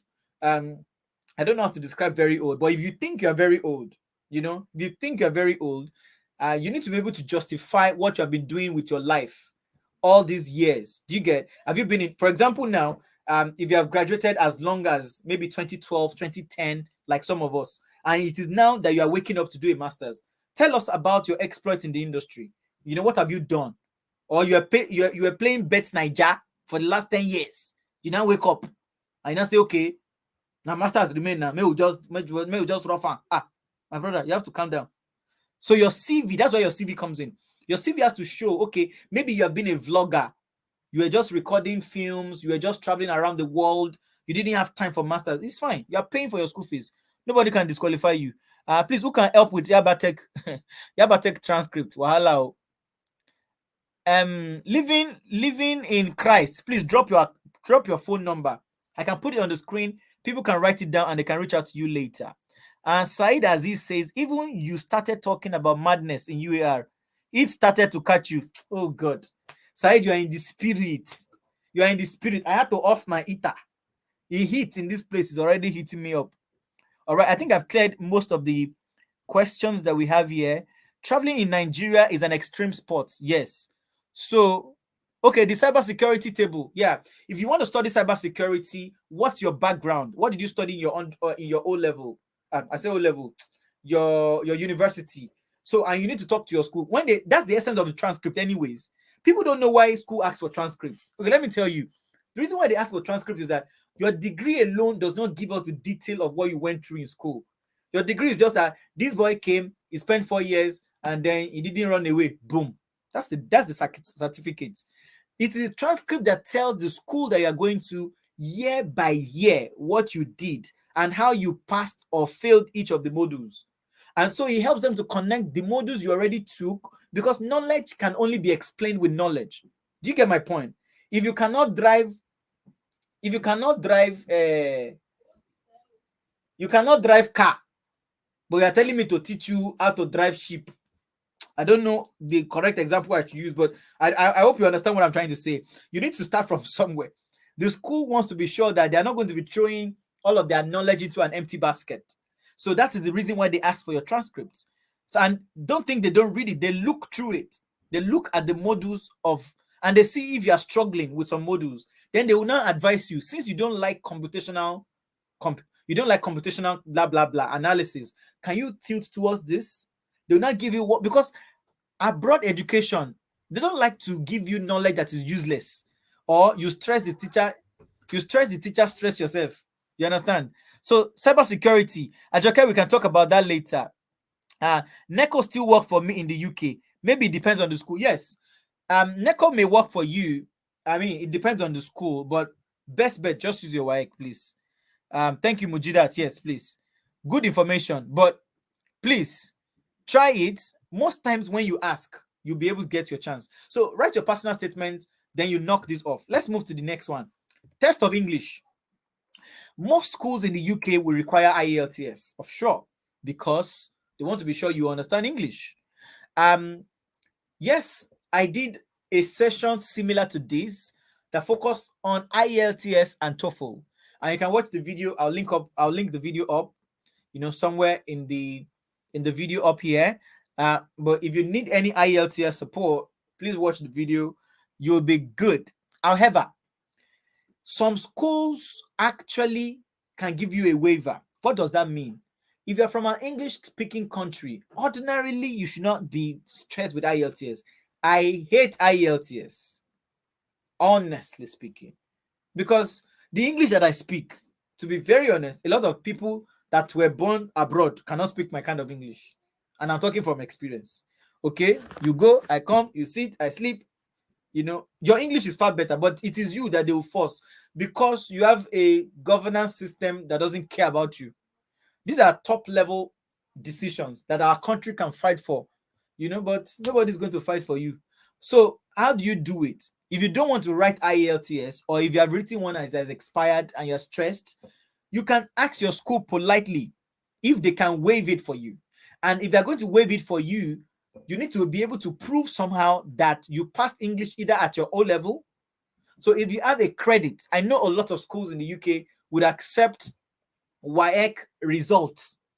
That your WAEC certificate, that English that you took, that C credit that's on it is enough, to pass for your English test. Sometimes if you don't have WAEC, they can tell you to get a letter from your school. So the dean of your student affairs, the HOD of your department can write a letter for you to confirm that you were taught in English. If you were taught in English for 4 years, why would you not be able to cope with a 1-year master's? Please. You understand? So this is about the English tests, right? Because right now, English is a requirement. So it's either you tender the IELTS results or you get it waived. Either way, you are going to have to scale this, right? And this is one of the things you will have to spend money on. How much will IELTS cost you? Where can you book your IELTS test? How can you pass it? What are the pass mark? Everything I've already explained, and I don't like to repeat myself. Okay, so go watch the video on this channel and thank me later. But if you want to waive it, now, a lot of schools will not waive it for you, because the more popular a school is, the bigger the school, the more the younger that they do. You cannot go to UCL, University College London, and you tell them you cannot write IELTS. My brother, you have to write it, because they have too many students who are trying to come to their school than you. Who are you? From UAR. So the more popular and bigger the school, the higher their standards. But for regular schools that, maybe people know they even look their side too much, you might can quickly go in. Don't be bothered about the city. And I'm going to talk about that pretty soon. Don't be bothered about popularity. Your goal is to get to the UK. And like I say, from Abuja to Kano to Sokoto to Lagos, Nigeria is a big, fat mechanic village. Nothing is working. Because if everything is working, people will not be, if things are working, people will not be complaining about transcripts. Basic thing.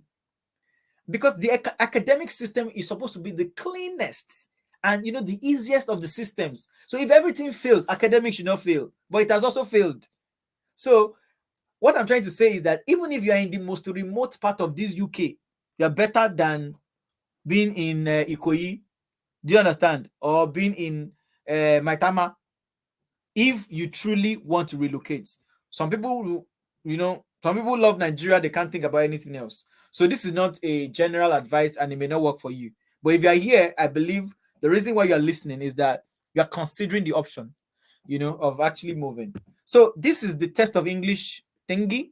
Let me see if anybody has anything to say about it before I move to the next requirement. Okay, passport. Okay, there's nothing else anybody's saying. I'm just trying to make sure that I don't miss anything out. Now, schools to consider. How do you know which school you should apply to? This is a very, very important thing. First, a lot of schools will charge an admission fee. It could be £50, it could be £100, it could be £25. That admission fee alone, na money. You don't have money. So think about or choose schools that don't require admission fees. And if they require an admission fee, you can write a letter for them to waive it for you. I remember when I was applying to schools in 2018, when I was applying to schools, universities here in the UK. Out of the 3 schools that I applied to, one of them had an application fee, which I think was £45 or £50 at the time. I can't remember. And I told them, there's one box that they put on their website. And I said, even though I had the money, God forgive me, all liars shall be forgiven. They won't go to hell. I wrote there on the school website that I'm indigent. Yes, now I'm in Nigeria. I cannot be sending naira to pounds country unnecessarily. I told them that I don't have money for this thing, that they should consider me, and they did. Me, I'm not talking about my mentee or somebody I coached. Myself, I requested for a waiver and I was just shaking. When you are typing an email, you are shaking, whether they will accept, whether they will not accept. I just summed it together, I edited it, I made sure the English was correct. Boom, I clicked submit. And they got back to me, they waived the admission fee for me. So even if the school has an admission fee, you can ask for a waiver. But if they don't have an admission fee, that's good. So of all the hundreds of schools you can come to in the UK, these are the things you should focus on if you want to japa with this route. Don't be distracted, and I hope you are writing down things. Number 2 is that you should look for a school with less than £10,000 tuition. I need to explain this one very, very well. Like I told you, a standard 1-year course in the UK is how much? Is 9,250 for citizens and residents.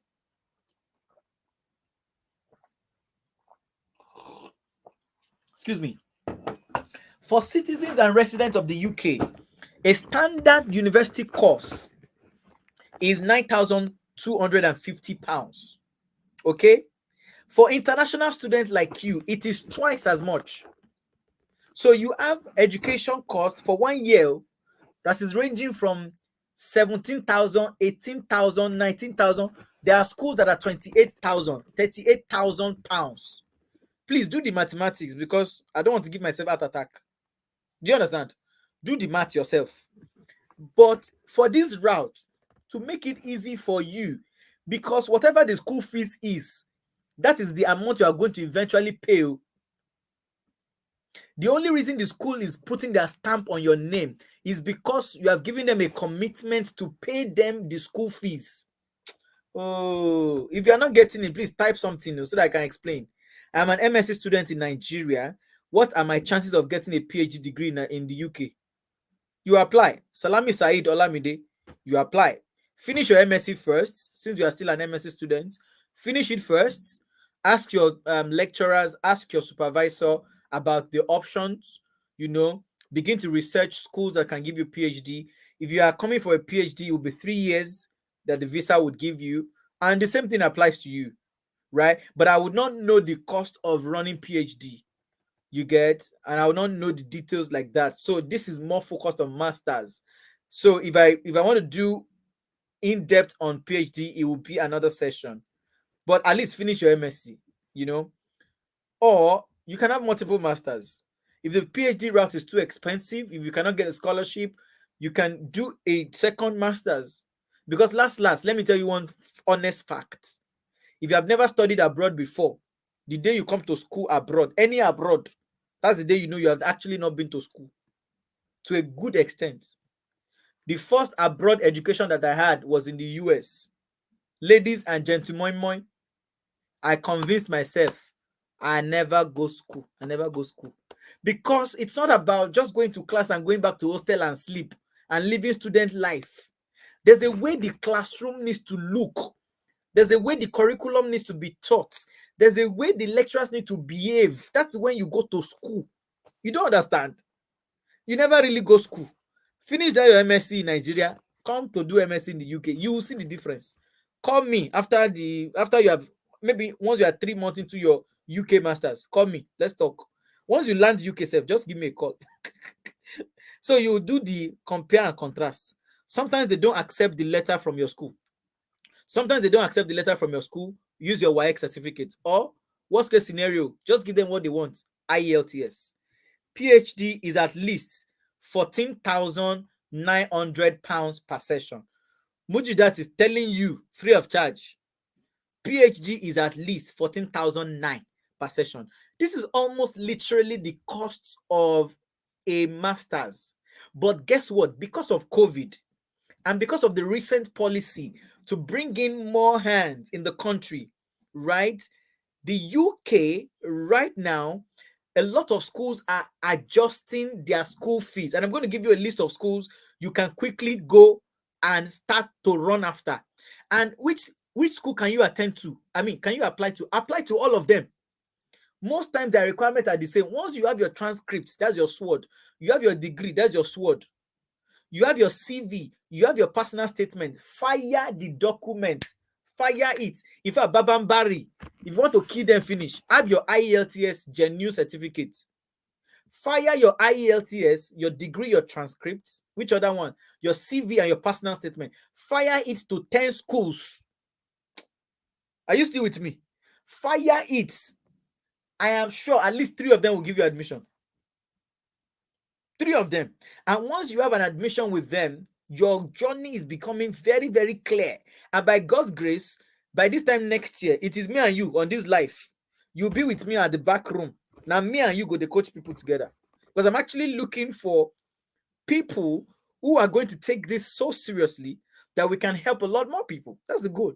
So when you enter the UK and you're inside AC, you can join me in this back channel. And I'll be so excited, about your story. So let's move forward.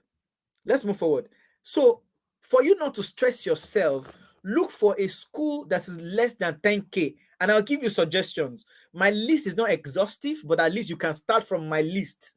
I'll give you at least 5 or 6 schools that you can fire your document to, starting from tomorrow morning. Because I want you to sleep and wake up on this one.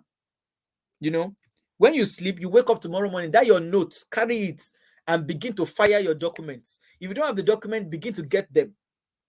Now, also look for schools that accept a £1,000 deposit. Now, let's say the school fees is 10,000. Is somebody with me? The school fees is 10,000. You don't have to pay all the 10,000 because £10,000 is how much? That's 7.6 million. Do you have 7.6 million that you are not using? You don't. So, but you can get like 1 million, right? Or 700,000. So all you need to do is pay a deposit. Hello? All you need to do is pay a deposit. So when the school gives you admission, you can now email them and ask them for the deposit amount. And usually they will accept 1K. But be sure. So don't go to all these big schools that they expect you to pay 12,000 before you leave Nigeria, or you pay the whole 10,000. So I'm going to suggest schools to you that, okay, with 1K, you are good. This one is like registration fee that gives them an assurance that you would be able to pay the rest. So if the school fees is 10K, you pay 10,000 while you are in Abuja. The remaining 9K is between you and the school. You are going to pay it when you get to the UK. Now debt, and you're not going to run away anyways, because the school believes you are coming to study. Are you not coming to study? You're coming to study, but you know that deep down you are using it as an access way to settle, which is fine. It's legal. Okay, but at least let them accept 1,000 from you. So if you don't have this 1,000 naira, well, no, it's not 1,000 naira, I'm sorry. If you don't have this 1,000 pounds in your account, this is the time to start looking for it. The shawarma that you are eating every other weekend, you are giving Domino's Pizza, you are giving them 3-5 every other weekend because you are the Abuja big woman, isn't it?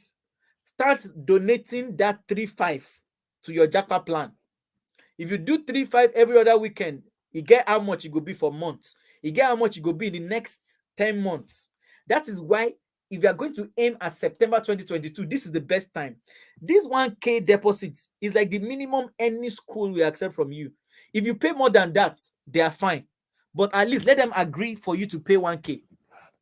Now, look for a city that is cost effective. Hey, Emdee is in London. I want to go and see Emdee. You better calm down. Calm down. London life is expensive. People will not tell you this one. Don't believe the pictures that you're seeing on Instagram. Bill will kill you. Bill will strangle you. Go to a city that is calm. Light is there. Water is there. Internet is there. What are you looking for in London? You want to drip with glory. Is it by force? You don't even have money. Sapa will be waving at you as you're landing at Heathrow like this. Sapa will hand one corner. Apart from the depth of your school fees that you are yet to pay, you are going to have a lot of things that you need to do for yourself, your personal shopping, everything else. So look for a city, and that's why the schools I'm going to suggest to you, they are not in highbrow places. It's not because I don't like you. After you have passed this ordeal, you can now relocate to any city you like. You can live anywhere in the UK. You can go to Scotland, Wales, England, anywhere you want, but you have to suffer the suffering first. And if your father is not Dino Melai, like I said, you have to know where your power reach. Okay. You also have to look for schools that are friendly to international students. Some schools are so friendly, they even give you like a waiver, like some scholarship, even though last now scam. Not scam in the terms of scam, but let's say the school tells you now that their school fees is 14,000, but then they will give you a scholarship of 4,000. They are simply telling you the school fees is 10K, but they will put 14K on the website so that you feel like they gave you scholarship. It's not scholarship. They just use that one to, because they too are doing business. You need to think about it don't think about it as they're doing you a favor. It is mutual. So this route is legal. You say funding is the problem at all. We're going to get to the funding part. Right? Funding is the problem. God will help us. If funding is the problem, good question. Don't now go and put yourself in bigger funding wahala. Because remember the 10K, the advantage is that you are not paying it cash down. You are paying only 1K. So the remaining 9K, it is when you get to the UK, you will now be paying it small to the school. And you'll be doing your education with no wahala. Now let's move real quickly, because I still have more gist in front. Now, I want to suggest universities to you. If you have not been writing, this is when you need to write. Or you can screenshot or do whatever is convenient for you. The following universities I'm going to suggest to you are schools that I looked at their tuition fee, and I think that, for somebody, I know what a lot of us are going through. I have been there, people like us who don't have parents, who are proud of us. We don't have parents who go and collect loan for us. I read a lot of inspirational stories on Instagram and Twitter. My dad, he drove. Oh, my dad did this. I'm like, For those of you, you probably don't need this session. No? Just ask your dad to write check. For those of us who don't have dads, talk less of who is going to write check for us. You better follow this suggestion small, because the larger your school fees, the more the burden you have to bear. And I do not want to be part of your stress. So you not go and say, it's one brother, his name is Emdee Tamiyu. is the one that says I should go to a school that I cannot afford. I'm going to suggest a few schools to you. First, forget about this picture. Forget about this picture. I even forgot that I used it. I went to Birmingham City University, but it's not even on the list of the schools I'm recommending. So you can see, Yoruba people will say Ibukuni fun omo odo na to fogbon se o. Now scripture talk am. Blessed is the slave that use the sense. But the university that you are going to choose, let it be a university that is low budget. I'm repeating this one because people will misquote you, people will misunderstand you, people will say all sorts of things. You say one thing, they'll say 16 things you said. An example of university that is affordable is University of Hull. You probably have seen a lot of your friends going to Hull. Right now, I know at least 4 Nigerians who are either my friends, my mentees, my followers, my fans who are in Hull right now. And in fact, I heard last week that the law degree, master's degree in Hull is about 7,500. You know, go believe them. It's about 7,500. Is that cheap? Most schools are minimum of 10K. So if you see a school that is less than 10K, just they happy, they dance. I should make it bold. Okay, I'm trying my best. Craft arc. How about we that use both WAEC and NECO to enter university here in Nigeria? Nobody is asking you what you use to enter university. The only thing they're asking you for is your degree, your transcripts, and your IELTS. Go and write your IELTS. It is when you don't have IELTS that you can use your English result on your WAEC. Not be the same English we dey talk. Don't misunderstand me. Oh God, your France on your own page will not misunderstand you. Now pray, they pray for you. So please, nothing concern us about what you used to enter school. That's the business between you and that school that you went to. If they didn't check it, if you use fake WAEC, that's their problem. The universities in the UK don't care. What they care about is their IELTS. But if you are smart and sharp and you don't want to write IELTS because it's actually stressful, to be honest, you can ask them for a waiver. And usually what they will ask you for is your WAEC. But if they accept your NECO, oh my God, what more? So somebody said I should make it bolder. So I'll get back to my main slide. I hope it's a little bit bolder now, but I'm going to read it out.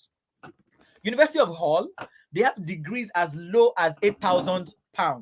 And disclaimer again, no university has paid me, so that they will not say, they paid Emdee to market them. And what if they even paid me? But they didn't actually pay me. My account is dry. There's no money on ground. Let me be honest with you. Okay. There's also University of Staffordshire. Staffordshire has degrees as low as £10,500. What it means is this. Look at this screen. What it means is this. If you go to University of Hull and they give you an admission, out of 8K, you will pay 1,000 in Nigeria. You'll be owing them 7,000. But remember that when you come here, you'll be able to work for 20 hours. So you will make it up. Do you get my point? And again, if you go and choose a school that is very high in terms of tuition, it also increases the burden of your proof of funds.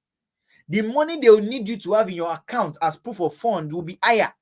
So the lower the school fees, the easier the debt on your neck, and the less the amount of money you will need for your proof of funds. Am I making sense to somebody? Right? So Staffordshire University, they have degrees depending on the course you want to study. So if you are studying agricultural science, the cost may be different from somebody that is studying cybersecurity. It may be different from somebody that is studying child education. Do you understand? It is the courses. So even in Staffordshire, they can have courses that are less than this. But these are potential schools that you can reach out to. Teesside University, they have courses as low as 10,250. Leeds Trinity University, you can say I never mentioned London, because the schools that are in London, some of them are 24,000, 38K. No jokes. If you go and go there, don't say you saw it on my live video. No be me tell you that one. Leeds Trinity, University of Cumbria. Okay? And when you go to this school's university portal, what should you go with? I already told you. Your sword is your degree certificate. If you don't have it, get it. Your sword is your transcript. Fight everybody in that student affair office and get it. Your sword is your IELTS result or your WAEC. Get both. Best bet. What else do you need? You need a CV. You need your personal statement. Once you have these 5 things, you can shoot your shot to this school. Just attach everything and send it to their official email and tell them that you are looking at, but before you just send a blank mail, check their courses, check the one where interests you. Of course, you have built personal statement. Your personal statement will reflect the course you want to study. Attach your personal statement, just a random mail. You know, when you're toasting 15 girls with the hope that one will agree. That's exactly what it is. When you are so desperate. So, personal statement, but make sure you edit your personal statement so that it reflects each of their names. Personal statement, degree certificate, transcript, your English test results. What else? That's it. Go to these people's email addresses, info@hall.ac.uk, info@tside. Go to their emails and bombard them. They will respond to you most likely within the week. And once they respond to you, once they give you the admission offer and the school fees is in this range, even if it is 9K or 10K or 11K, it's still good. All you need to do is pay them that 1K. Once you pay them that 1K, they will need to also now see the proof that the remaining 10K is in your account. I'll tell you how to do that in a minute. I mean, the gist is full. I'll not give you half information. If I promise you something, I'll deliver. The school, after you have paid them 1K, you know you're owing them 7K. They want to see the 7K in your account plus the money you'll be using to eat food so that you're not going to be roaming about the streets in the UK. Once you can show them that money, and I'll show you how to crack that code. Once you can show them that as proof of funds in your account, they will give you their admission unconditional. And that letter is what we are now going to take to the embassy that will now help us. I have questions, so let me quickly look at them. Emdee, what is the possibility of continuing to PhD after masters once one is done here? Of course, I mentioned it. You can do your PhD here. Just get ready with your money or get a school that will give you a scholarship. End of story. Scholarship or your own personal money. There's no possibility, is always a yes. If you're saying is something possible, yes, it's very, very possible. Unfo is asking, Emdee, if you are exploring the education route like we are discussing, are we allowed to travel with your family? Yes, I'm going to explain that in the future. In the future of this in this life, I covered it. You can travel with all your family. If you have 16, don't go and have 16 children. If you have up to 4 children, all of the 4 of them can join you. All of them can join you. Your wife, not wives. If you have more than one wife, I'm sorry for your second wife, but your first wife can join you even while you are a student. And the good thing is they would be able to work full time. So while you are studying, your wife can get to work and do 12 hours, 14 hours if she can. But you cannot do more than 20 hours in the whole week. But your wife can do 72 hours. So it's good that you bring your wife, actually. It helps you. So the money that you are owing the school, you pay it back real quick. Okay? Anita said, okay, sorry. Anita said, yes, Info, you can, but you need to have enough funds. Yes, you need to have enough funds. That's correct.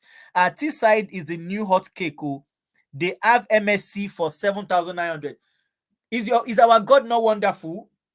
Is our God not wonderful? Mary Unduka says T-side has masters as low as 7,900. Imagine if the school fees is 7,900 and you pay 1K. How much are you owing? You're owing 6,900. You come here, you do your work, you clear the debt, you're fine.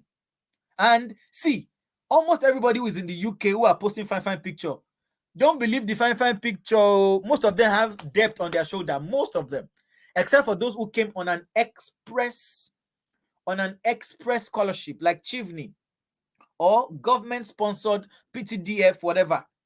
So if you think it's easy for them and why is it hard for you? No, it is not easy for them too. This is what they have to go through, And since the school has said they are fine, just take the risk. It is that 1K now that you have to hustle. Put that 1K in your account, pay it. Then I'll show you how you can get the proof of funds done. Okay? Because the remaining all the money, you really don't need to have it. This is supposed to be secret, but last, you're my friends. I'll tell you everything. T-side is 8,500. It depends on the course. There's no need to argue. Whether it is 7,900, it is T-side. The same T-side will probably have a course that is 15K. It depends on where you are from. If you are from one faraway country that the UK does not like, they may have blacklisted your country and they may increase the school fees just for you. That is Oyibo for you. So the cost, where you are coming from, the kind of leverage that you have depends on how much of the school fees. But my general advice, make sure your school fees is near to 10K or less than 10K. Your life will be easier because we're talking about 20 hours work week. You can work 20 hours. It's not that easy. Yes, the jobs are there, but it's stressful. So if the debt is less, is better. Imagine somebody carrying a 6,900 debt or a 9,000 pound debt, and somebody that is carrying 18,000 debt on her shoulder, right? She will not go to Instagram and be telling you, I'm dripping with glory. You are not dripping with glory, my sister. You are dripping in debt. You are owing. You are not dripping in glory. Stop oppressing people on Instagram. You have 18K. You have 18,000 pounds to pay, but you are the one dripping in glory. Can you go and focus on your book and find work? Right? So if you make the school fees less before you start, it's a good hack. Don't go and make the mistake that a lot of people make. Please, what about application fee? I already mentioned it now. Saeed Aziz, where did you put your phone? Are you a UAEan? Are you from UAR? Application fee is not all schools that ask for it. Already look for schools that don't ask you for application fee. And if they do, send them an email that you are poor, that your father is a farmer in Boluwaji, and that you can't afford the application fee. Most times they will waive it for you because last they will not do anything with the application fee. The school also are business wise. They are looking at the 10K they want to collect from you. So how much is 50 pounds that they can't give you? 50 pounds is like, a beg. That's 35,000 or 40,000 naira to you, but 50 pounds to a school, it doesn't mean anything. So if you ask them to waive application fee for you, they waive it. Omo said Teesside University collect 4K deposit for 2 years masters. Why are you doing 2 years masters, my brother? What are you looking for? These are the things we are talking about. You can say I'm actually laughing, right? It's not like I'm criticizing you. Don't do 2 years masters. 2 years masters mean you are going to pay tuition fees twice. Do 1 year masters. Don't say you want to be an engineer. If you want to be an engineer, why have you not been it since? Why do you have to come to the UK? Find a 1 year, just 1 year course. Am I making sense to you? Find a 1 year course, pay your 1K deposit, and move to the UK. Are we together? Let me take this last one. 18,000 pounds debt. You will have hunchback. Oh, no, I mean, for oil dey your head. Oh, this oil no go dry. You have 50 liters of oil in your head. How can you carry? Oh my God! Somebody will snap picture now, fine picture. They will tell you are dripping in glory. You are not dripping in any glory. I already mentioned it. The last one, please. What's the average income for the 20 hours work week? Perfect question. These are the questions that I like. Mujida Ajibola. Now, in Nigeria, like I shared the story of a Jane on my status. Nigeria is a free for all. People sleep and wake up and choose what to pay their staff because it's a free for all country. I don't want to call it what it is, but what happens in an animal farm. It's the owner of the farm that decides what happens. Now, minimum wage, nobody respects minimum wage in Nigeria. The Jane that I talked about, genuinely, she was being paid 600 naira per day. Not just her, everybody that worked in that restaurant. And a lot of us know them. In the UK here, there's minimum wage. Minimum wage right now, I think, is £9.40. £9.40. Somebody should do the math for me. Per hour. Hello? Any work you do in the UK on this route, don't go and enter back door. If you come to this through this route, anybody that employ you for anything, whether na plate you dey wash, whether you are sweeping floor, whether you are changing diaper, whether they say somebody is feeling hot, you should be blowing them. If you do that for 1 hour, they must pay you by law £9.40. So let's do the mathematics. You people said a pound is 960, right? So 9.40 times 760. So that's like 7,000 naira per hour. So if you do 20 hours per week, That is, let's not even use pounds. Let's not even use naira again. Let's just even use our pounds like that. So if you do your, if it is £9.40, something around that corner, £9.40 times 20, you are going to be earning £188 per week, right? £188 per week if you get a job and you are doing your 20 hour per week. All right. Now, if you do your per week times 4, we have 4 weeks. So you're going to be earning £752 every month if you do a minimum wage job. However, if you have skill sets that help you do above minimum wage, which is usually rare, because as a student, you are black, you're from, goddamn Nigeria, most people would treat you the way you are. It is that time you realize that, Ashe, Nigeria know they help your matter in terms of international relation. You understand? They don't rate us, they don't rate you. So just put your mind on the minimum wage job. Most jobs that are out there are either on minimum wage or a little bit above it. Do you get? So, but you can plan with minimum wage. So if you get a regular job, so, and what kind of jobs can you get? Anything. I don't know you. I don't know what you are doing. For example, if you're a nurse, you cannot practice nursing here because that means you are going to go and study and register and do plenty of things. If you're a teacher, you cannot teach in UK. All their teachers go through a special teachers training program. That one alone costs £9,250 to become a teacher. I mean, am I making any sense? So the jobs that you can do are jobs that don't require plenty of registration. There are jobs that, okay, they can just give you a 1-day training, 2-day training, and you start.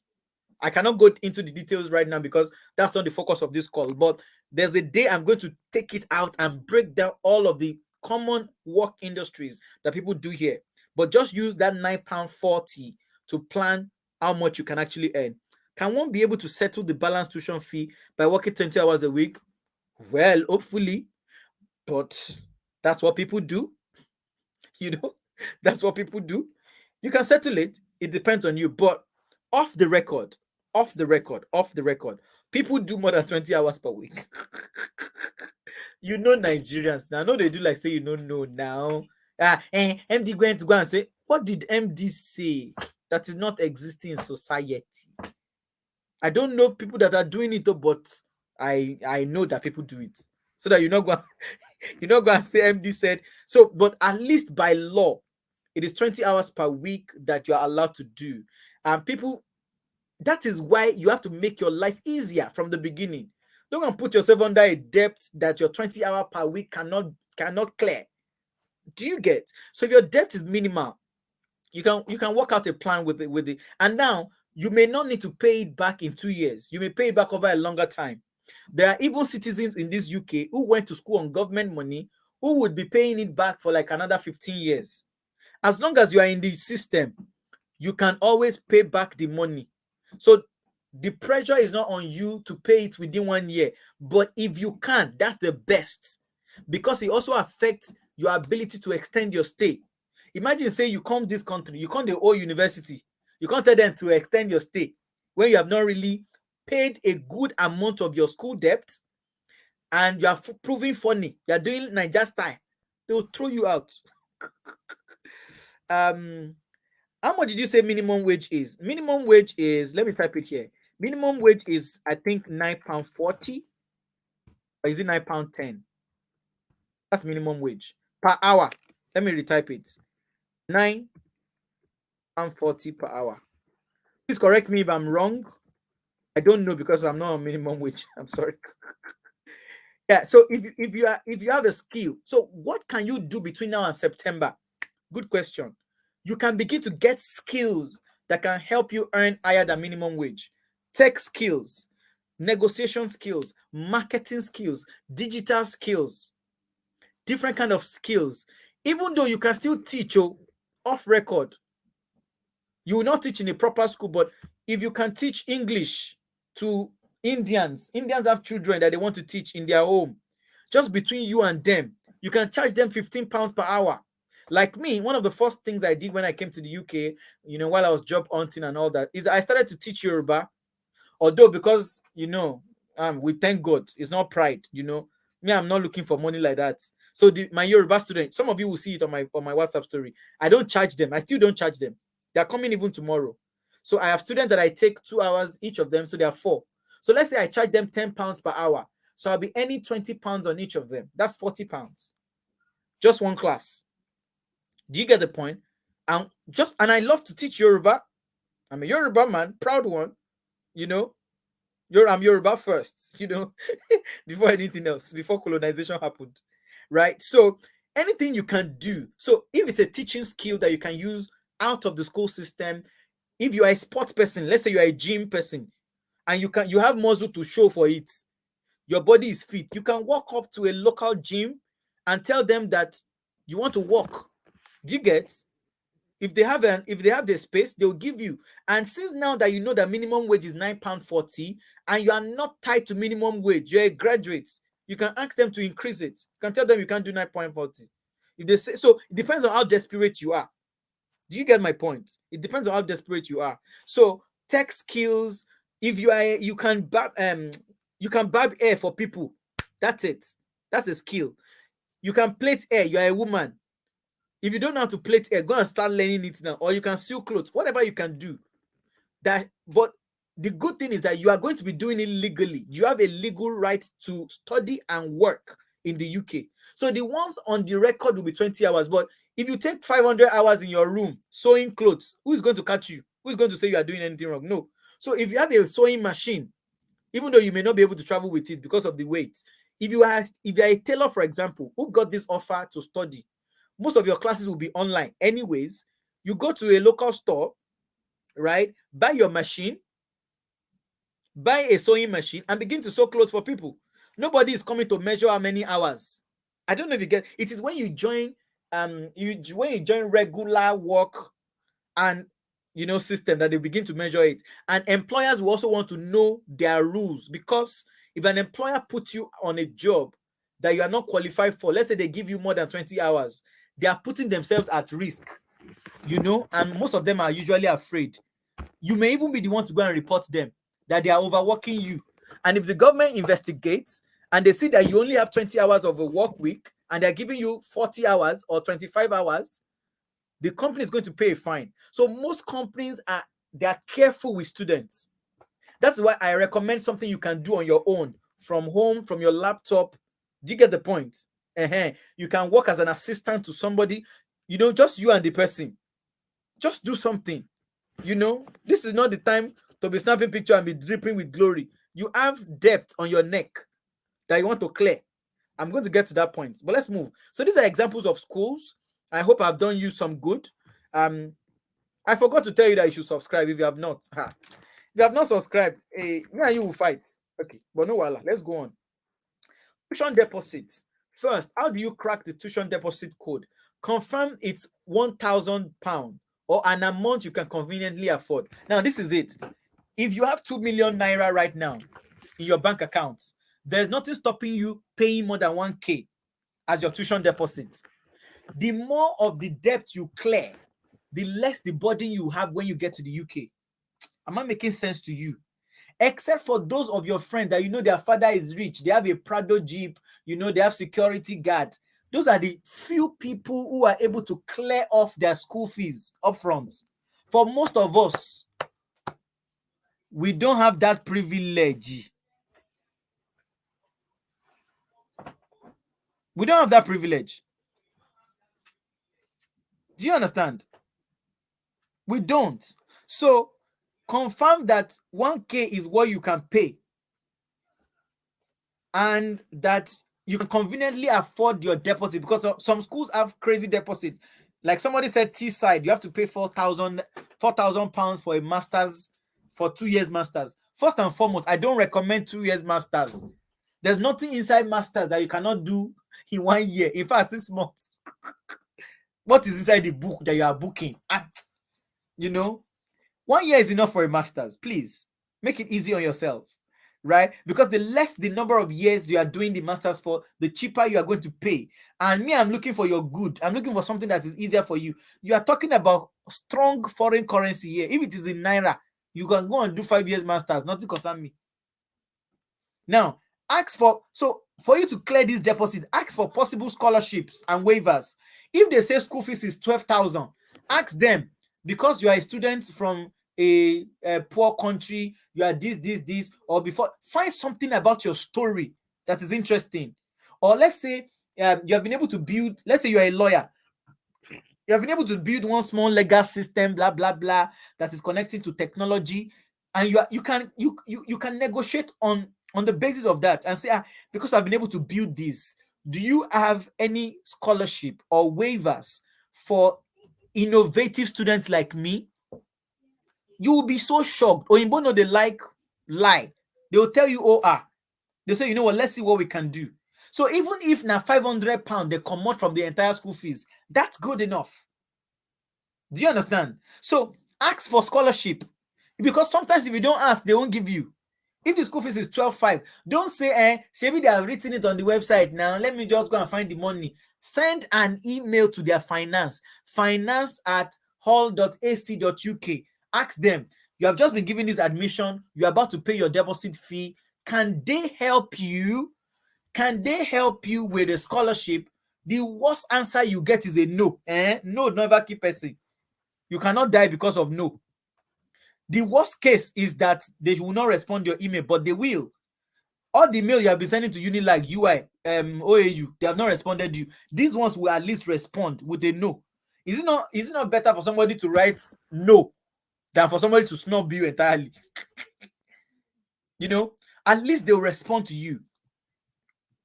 Right? So that is it. Ask for scholarship to make your life easier. Now, ask for a comfortable plan.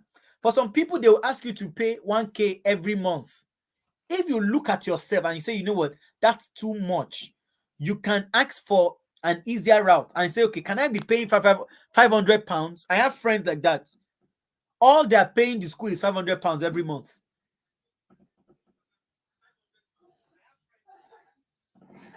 So it means you have to pay it for a longer time, and it also means you can pay more than that.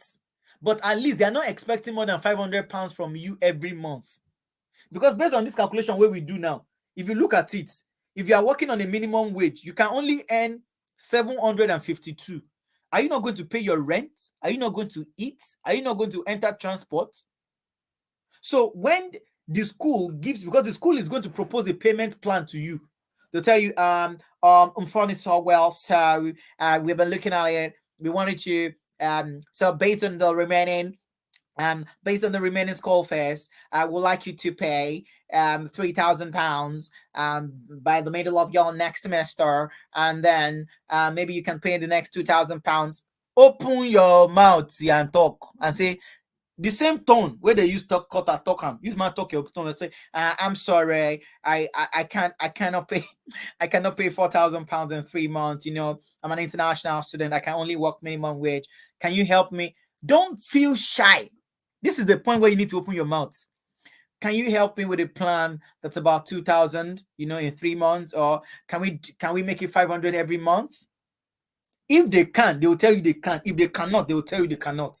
Make una agree. Everything you agree on is what will form the basis of the letter they are going to write to you in your CAS. Do you understand my point?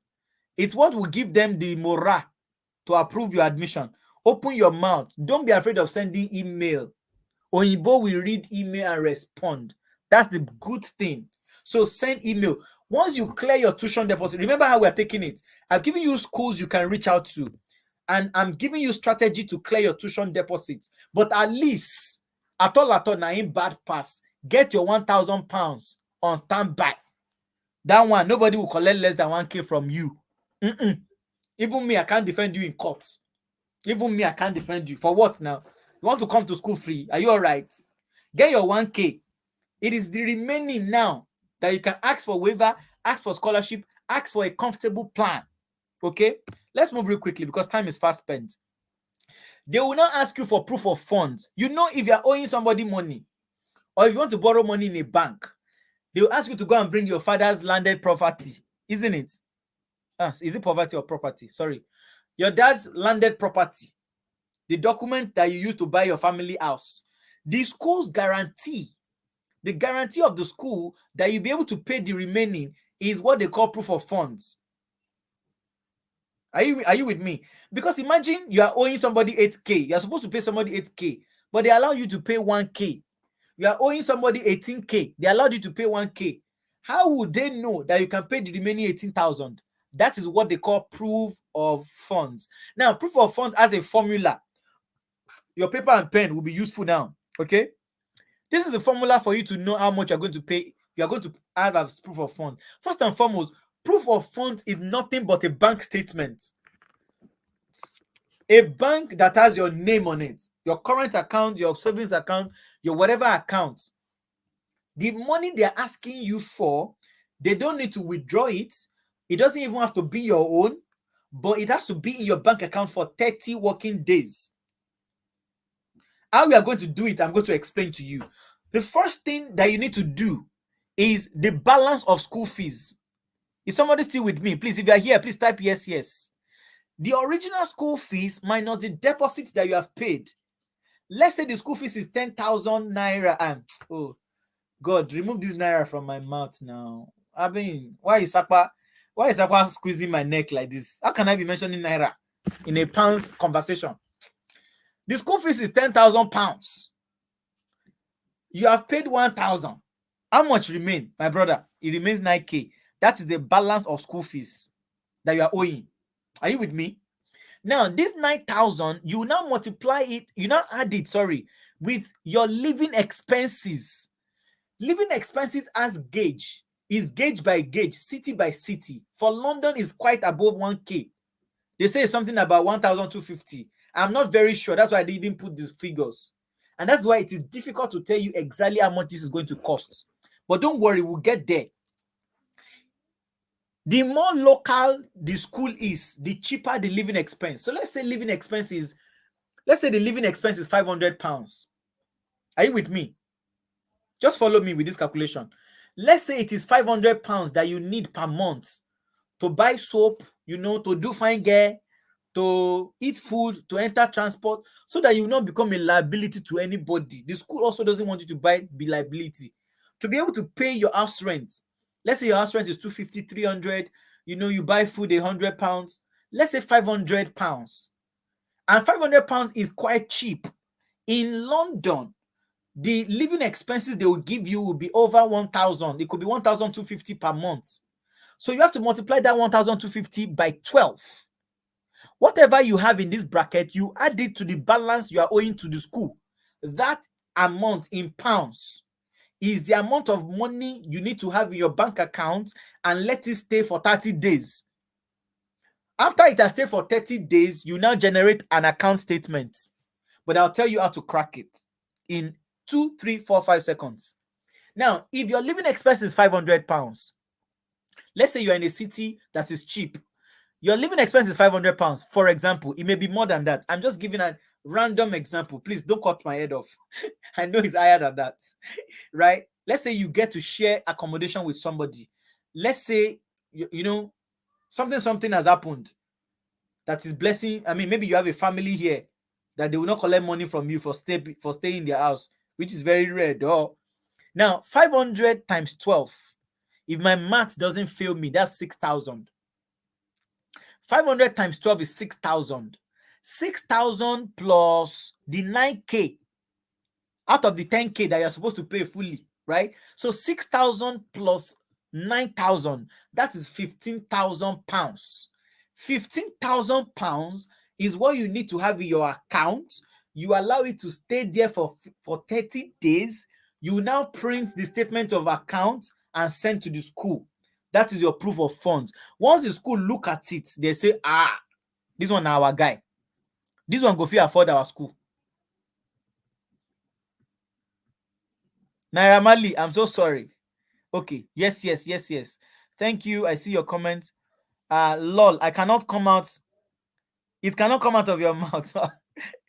This Naira thing. Our Omo Ladoke, Owo Yin Loke. Great experience indeed. Glory be to Almighty God. Okay.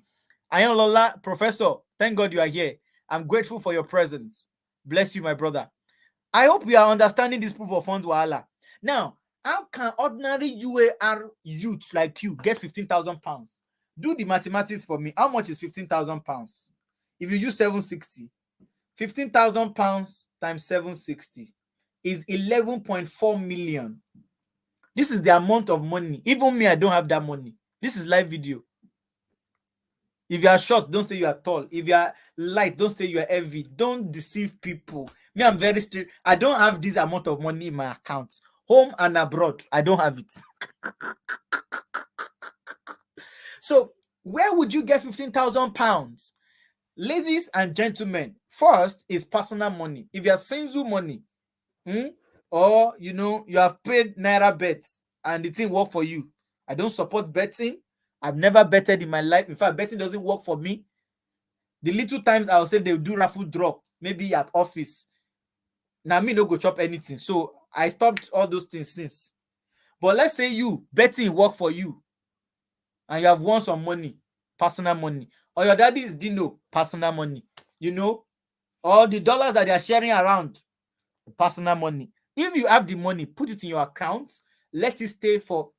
So this 15,000 pounds that we calculated, it's not the same thing for everybody. I hope you're understanding me, because your school fees are not the same. Even if you're going to the same school, your courses are not the same. School fees are not the same. The deposit that you have paid are not the same. It is so if your school fees is 10k and you have paid 4k, the balance that you're going to add here is 6,000 naira. But I'm saying the basic minimum. Let's say now only 1k you pay. So you have 9k here as balance to pay, and you have your living expenses times 12. Some schools are nice. They will use times 9. Because they believe for the first 3 months you'll be fine. So they will use times 9 instead of times 12. So these funds is not a fixed amount of money. Do you understand? But whatever it amounts to, you can either get it from your personal money, put in your account, live large, don't touch the money, or you can ask family and friends to help you put that money in your account.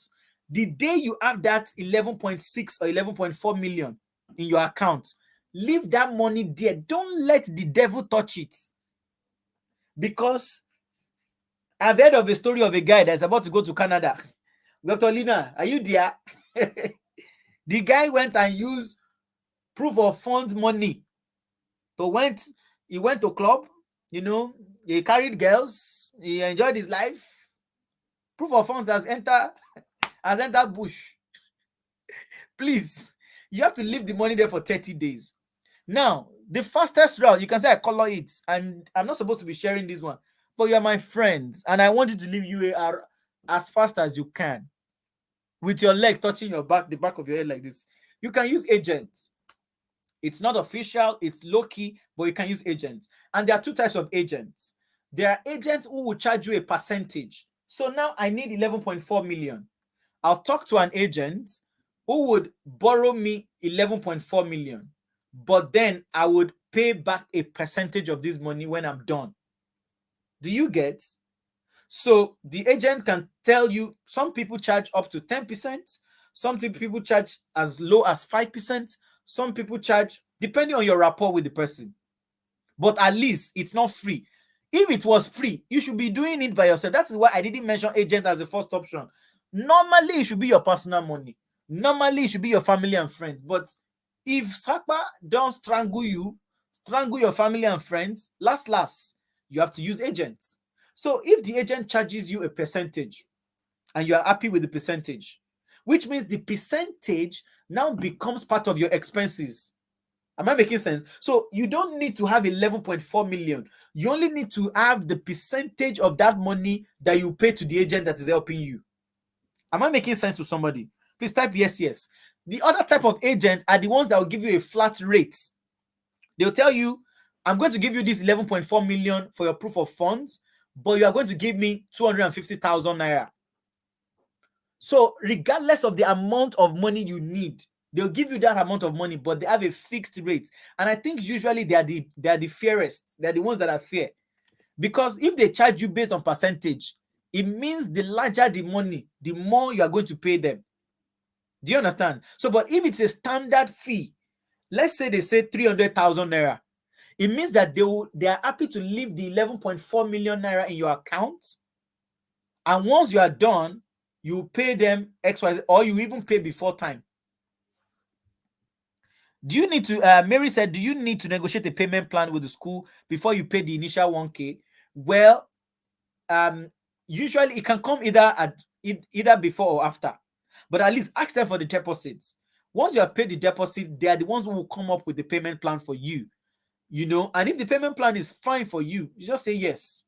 But don't go and say yes when you mean to say no. You remember that song that they taught you in primary school? Wherever you go, go, go, go, go. You remember it? Wherever you be, CCA, do not say yes when you mean to say no. Baba Ibadan. This is the time that they are singing that song for you for. If you are not comfortable with the payment plan, email know the finish, and email know the tire. Email the school that you cannot pay based on that plan, that you cannot propose a plan that is comfortable for you. You can do it before you pay the deposit, you can do it after, whichever way, just do it. The 15K will be in your account for 30 days before we can print out and send the school, right? Yes, the 15K would be cooling off, eating food, and chopping life in your account. Now, it's actually a very risky business, right? So, because I'm wondering, how do these agents do it? What if they send 11.4 million to my account, and then I sleep, I check my account balance, and then I sleep, I wake up, and I say, I know they go this UK again, Jare, make I run go Benin Republic. I can't run. I can't run with the money. Like the guy that ate, like the guy that ate the proof of funds money. So the agents also have their own way. The agents also have their own way to do it. I'm not supposed to be saying this in public, but ladies and gentlemen, we're in a very difficult time in the country that we come from. So any help you can get. Usually what the agents do is they don't trust you the same way you don't trust them. So you pay them their fee, right? The amount that they will charge you, either percentage or a flat rate, and they will create an account in your name, a fresh account that they would have signatory to. Do you understand my point? Because if they leave the money to you as a typical Nigerian that you are, even me, my mind, they tell me, say, you go fit chop 11 million suya. Are they abolaring there, Abiola? I'm not sure. As they look you go fit chop 11 million suya if they put pepper inside. Well, I know, I see you. I can see it from your face. Only you now will go to Domino's and order for 10 packets of pizza that you have not been ordering before. You go to University of Abuja and carry five babes with somebody's money. So because of that, the agents will not send the money to your personal account. They'll create an account in your name, put the money there, let it be sleeping and waking up. You probably will do some transactions with it too, just to show inflow, outflow. After the 30 days have clicked, but make sure it's 30 days and a little bit more, they would withdraw the money, and then you would have a bank statement to show to the school. Once the school has that document of your proof of funds, ladies and gentlemen, you are almost half in the UK. You are almost half in the UK. That same document is what you are also going to use to apply for your visa, because sometimes, and most times actually, the embassy also wants to see it, apart from the school who has seen it. All right, so let's run quickly. I still have more gist for you guys. Now, your confirmation acceptance will come after all this. You need to provide all the required documents to the school. You get an admission offer. An admission offer is basically, we have checked your transcript, we have checked your degree, you are good to study. That's an admission offer. It's not a big deal. What is the big deal is paying the deposit. So there's so many people who have an admission offer. There's so many, even me. I had 3 admission offers in 2018. I didn't take any one of them.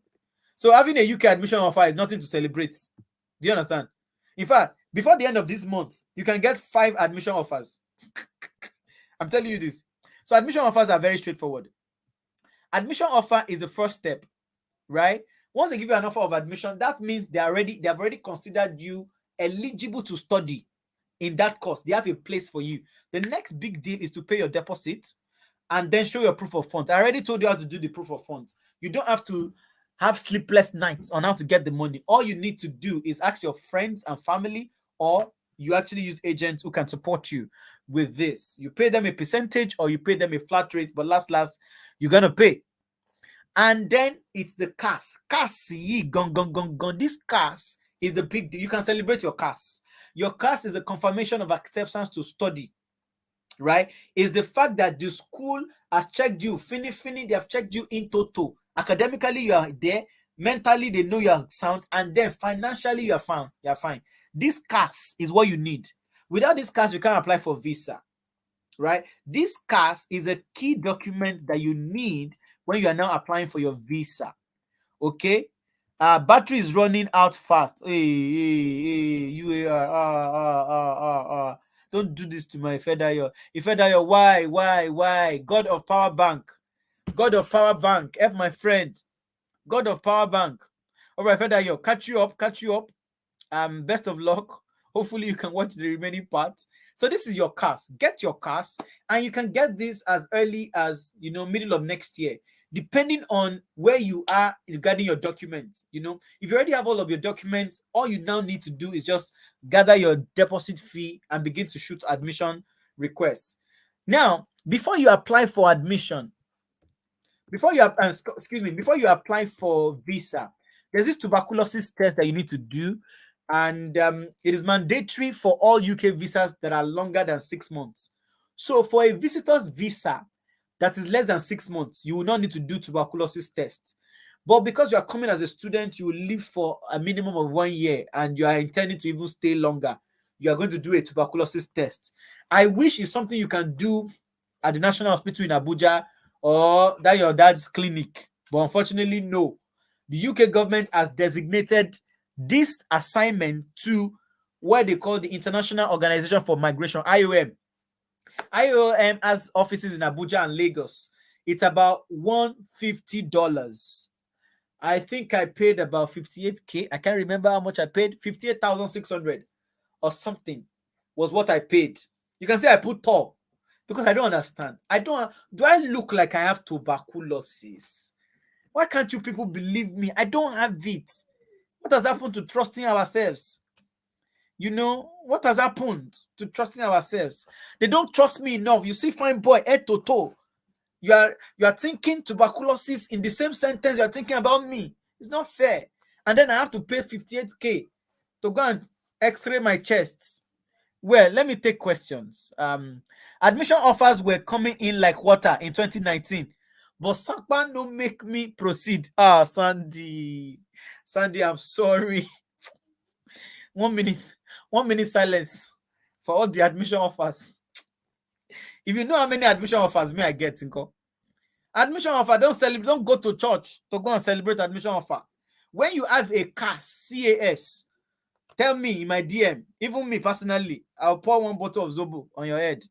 Said, as he says, can a bank statement of month ago, like 6 months ago, be used? Maybe yes, maybe no. I don't know. But I think the better one for you is for it to be recent. Say I get them before, no be property. I used to, when a motor will pass and you say, I used to have this car before, Oga. You used to have it now. You used to have it. So we're talking about people that have it now. Don't go and show 3 years ago bank statement. What if Sakpa strangled you? And you're suffocating.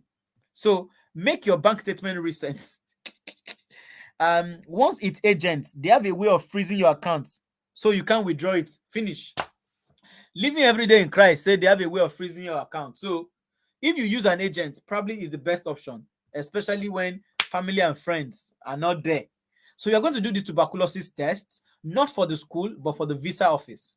Okay, the visa office needs you to present a tuberculosis negative test, which, to be very honest, I don't think is necessary. But this is the UK. You don't know what they have suffered because of this disease before. So they have made it a compulsory thing. If you're coming to the UK and you're going to spend more than 6 months, it is a compulsory requirement. Ladies and gentlemen, now you can go and register and apply for your visa. Now, don't do visa before you have done everything in the past. You can see the way I'm arranging them chronologically order. You see it? So what is your visa fee? Your visa fee is a component, is a combination of two things. And first is the basic cost of a tier 4 student visa plus what they call health surcharge times the number of years you're going to be spending. I will explain it to you. Now, it gets visa price already. And typically, for an average student visa, it's about £348. It can be more, it can be less. It can be, like I say, it can be more, it can, everybody's visa application is unique. But I'm just giving you a general idea because people have misquoted me in this life. People can tell, people can say what I didn't say. So, and on an average, and the internet is always there for you to verify information. Last, I didn't say you should send this money to my account, so it should not become issue of argument. Okay, so but there's a base student visa fee. Visa categories are priced differently, but as a student, the basic amount is 348. Plus, when you are in the UK as a student, you actually have access to health care. You cannot be vomiting now. They will not say, take him back to Oshodi hospital that doesn't exist, or take him back to Aso Rock hospital that they want to use 2.5 billion to buy, to put 11 beds that doesn't exist. They are going to treat you in the UK because you have healthcare coverage. So the healthcare coverage is about £440 times the number of years you'll be spending on your visa. And your visa is typically a 2-year visa. If it's a PhD, you multiply this 440 by 3. Do you understand? We can do the maths real quickly. For a master's, it is 440 by 2 because the visa is valid for 2 years. So £440 is what you have paid. So whether you fall sick or not, so if you like yourself, fall sick so that you can eat small of this money. Even if you don't fall sick, just do go to hospital. You have paid the money before you even left Nigeria. So 440 times 2 already gives me 880. So 880 is your healthcare surcharge for 2 years, plus the visa fee, the main visa fee, which is 348. You are looking at about £1,228 for your visa application fee. So on the portal, this is like the range of amount of money you are going to pay. Do you get the point? This is like the range of amount. It can be more, it can be less. I'm not the visa officer and I don't look like UK ambassador to Nigeria. Do I look like it? Okay. Mary says, what's on the street? I heard the money for the proof of funds has to be in your account. Still, you go for your visa interview, which means it has to be there for over 30 days. Is this true? Okay, yes. Now, the reason for this is that you want to err on the side of caution, right? You have this 11.4 million naira in your bank account. You have submitted your visa application. What if the person that is the visa officer that is reviewing your application, what if that day he drink kind or his girlfriend serve him breakfast and he decides to now, back end check your account balance? Usually what you have printed out is enough. But let's say that week, people have given them too much trouble and now they are prognosing into the account details. If they look at your bank balance, they now see that instead of 11.4 million, Sakpa has to remove all the 0000. Sakpa has now left 11K in your account. You have shot yourself in the leg. So best deal, talk to your agent, talk to your family and friends to be patient with you. The moment the money enters your account, after the 30 days, print it, submit to school, submit to embassy, but still leave it there for a few more days. You understand? So true or not true, it is common sense, to let the money be there until your visa is ready. And because visa applications for students are fast, unlike other routes, like family routes. Family routes, you can wait for 3 months. Yes, please. You even think they have denied you. You can wait. But for students, they know you are coming for something urgent. It's like you're coming for a conference. You're coming to study. They should not waste your time. So in 15 days, they will have answered you. So tell your agent that you would like to have the money, sitting in your account until you are comfortable. Because I heard that somebody has made that error before, whereby they check the person's account balance and boom, nothing did there. And then that was why they denied the person. Omwede says, MD, God bless you for this selfless service. Some persons will charge money for this information. Me, I'm not charging money. Me and Dr. Lina. Dr. Lina is also here. We are not charging money here because we don't like money. Abi, is that not how to say it? Dr. Lina, do you want to join me in the back channel? Please let me know. Just type yes. So I can send you the link. Let me quickly rush through so that we get to question and answers. So when you do your visa fee calculation, this is how much you pay to the embassy. This is Mama Charlie's money. This is money for UK government. Your contract with the school is between you and the school. This one is the way the UK is also raising money. Imagine thousands of people applying for visa, and all of them are paying above 1,000 each. That's plenty of money, you know. So it's actually a means of generating revenue. But somehow, it is sweet that they have a health cover. If you go to some other countries, if you fall sick, you're on your own. But if you're in the UK, this 440 that you have paid, it has already covered your health care for an entire year. And because you paid it twice, it covers you throughout your stay for 2 years. So you better fall sick. No more I'm becoming I'm AA. I'm not sick. And since I came to the UK, I'm not fall sick. Fall sick. Because who will chop this 440 now? Or you're not thinking like a Nigerian. Think like a Nigerian. For your sickness, fall. Go to hospital and lie down small. Even if it's 1 day. Okay. Now, when you have paid this amount of money on the UK website, don't pay to agent. You don't pay this one to agent. Pay through only gov.org.uk. I mean, gov.uk. There's no org. gov.uk. That's it. That's where you pay the money to. And whatever they have written there, don't argue. Don't say, but Emdee said it's not supposed to be more than 1 2. Emdee didn't say anything. Whatever gov.uk says is more accurate than whatever Emdee says. But this is how the calculation is done. Your base student visa fee plus your health surcharge times the number of years you're going to be spending. So for a PhD person, your visa fee will be more than a master's person because the PhD visa is 3 years and the master's visa is 2 years. Now, the CAS, you remember this CAS? Kasim, this one. This is your confirmation of acceptance that the school has given you. You are going to upload that to the UK portal. You don't pay for your visa. You upload your CAS. You upload your proof of funds.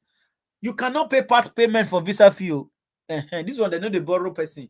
You have to also get that money. The same way your deposit school fees is sacrosanct. This visa fee is also sacrosanct. You pay it upfront. Bam. You pay it upfront. Okay? And that's it. Once you are done, 15 days time, go and book your flight. I will come and welcome you. No. I can't do that. Let me not promise what I can't do. Once you land, call me. Once you land, I'll give you my UK line. But now, I'll give you my Nigeria line. But once you land this country, just call me. I'm your first friend. And I'm excited. Like, we are trying to build a community of people who are supporting people. You know, helping ourselves grow. Now, which kind of flight should you book? Ladies and gentlemen, I figured out that Lagos to London is 6 hours. If you enter plane, a direct plane. But Lagos to London is 403 hours if you trek. Yes, nothing is stopping you from trekking. It's the leg that God gave you. Oh my God. What happened to my screen? Okay, Semia said just subscribe to the YouTube channel. All right, sorry. Let me share my screen again. What happened? Okay. Can you see my screen now? Can you see my screen now? Let me confirm that you can see my screen. Okay, thank God. We're back. Said Aziz says, is this visa fee also applicable to your dependent if you are going with your wife? Don't go with your wife at the beginning. My God, my guy, don't stress yourself. Don't go with your wife. Only you come first. Okay? It's not like you cannot come with your wife. It's not like you cannot come with your wife, but come, you man, come. You are a student. You know, you have debt on your shoulder. Remember that one. And you want to carry another person and join body. Come first, do few months, understand the workings. Then when your wife is coming with you to join you, you will know where she fits in the plan. So while you are studying and doing 20 hours, since she's not studying, she jumps to work. You know, some people come to the UK and they are reckless. I'm going to talk about it in a few seconds. They come and they start doing mommy and daddy in the room. And before you know it, the wife is pregnant. And before you know it, she can't work. Before you know it, the debt is there. Before you know, and you don't go and think that, okay, if you bring your wife and two of you do what daddy and mommy used to do and you give birth, your child is a citizen. No. I think these are the things that this kind of session will help you clarify. Don't rush and bring your wife. But your wife definitely is going to pay a visa fee too. Their visa fee will be a dependent visa fee. Let me go back to the slide so you can see my screen. Their visa fee will be it won't be a tier 4 student visa fee. It will be a dependent visa fee plus health surcharge also. They're also going to pay health surcharge because we cannot afford for them to be sick first before we now know what we'll do to them. Before you enter UK, you have to pay for your health care. Do you understand? So, but what they will pay may even be higher as a dependent. For students, tier 4 is 348. That's the one I focus on because that's the one that is within the scope of this presentation. Okay? There are people who are very irresponsible with their decisions. Because you're in the UK, you bring your husband the next day. It's not like you should not bring your husband though, but use Ankali to do it. Is your husband a cooperative person or the one that will come and start flexing, you know, and will not understand that you people are working on a plan? It is after everything done balance. When Sakpa has left you small, Sakpa has left your postcode. It's already in another postcode. You are already seeing it from far. Then you can begin to do other things. The Yoruba people have an adage. They will say by Joko, Akin no sell. Do you understand? So use strategy, please. I beg you. Now, Lagos to London is 6 hours. If you use a flight that is coming directly to the UK, for example, is Virgin Atlantic, but I'm not sure it comes to Nigeria that often. If it does, please go ahead. British Airways is your number one because that's British. They will not go around the corners. They go straight to the points. You leave Lagos 12 o'clock in the afternoon. By 6 p.m. you are in London. Amen, somebody. But if you like to trek, if it is part of your passion, you have passion for trekking, 408 hours. The long and short is, the longer your route, if you use Turkish airline, definitely they'll take you to a country, Istanbul. There's nothing there, but it's part of their policy. Because it's a what you call it? It's an economic policy.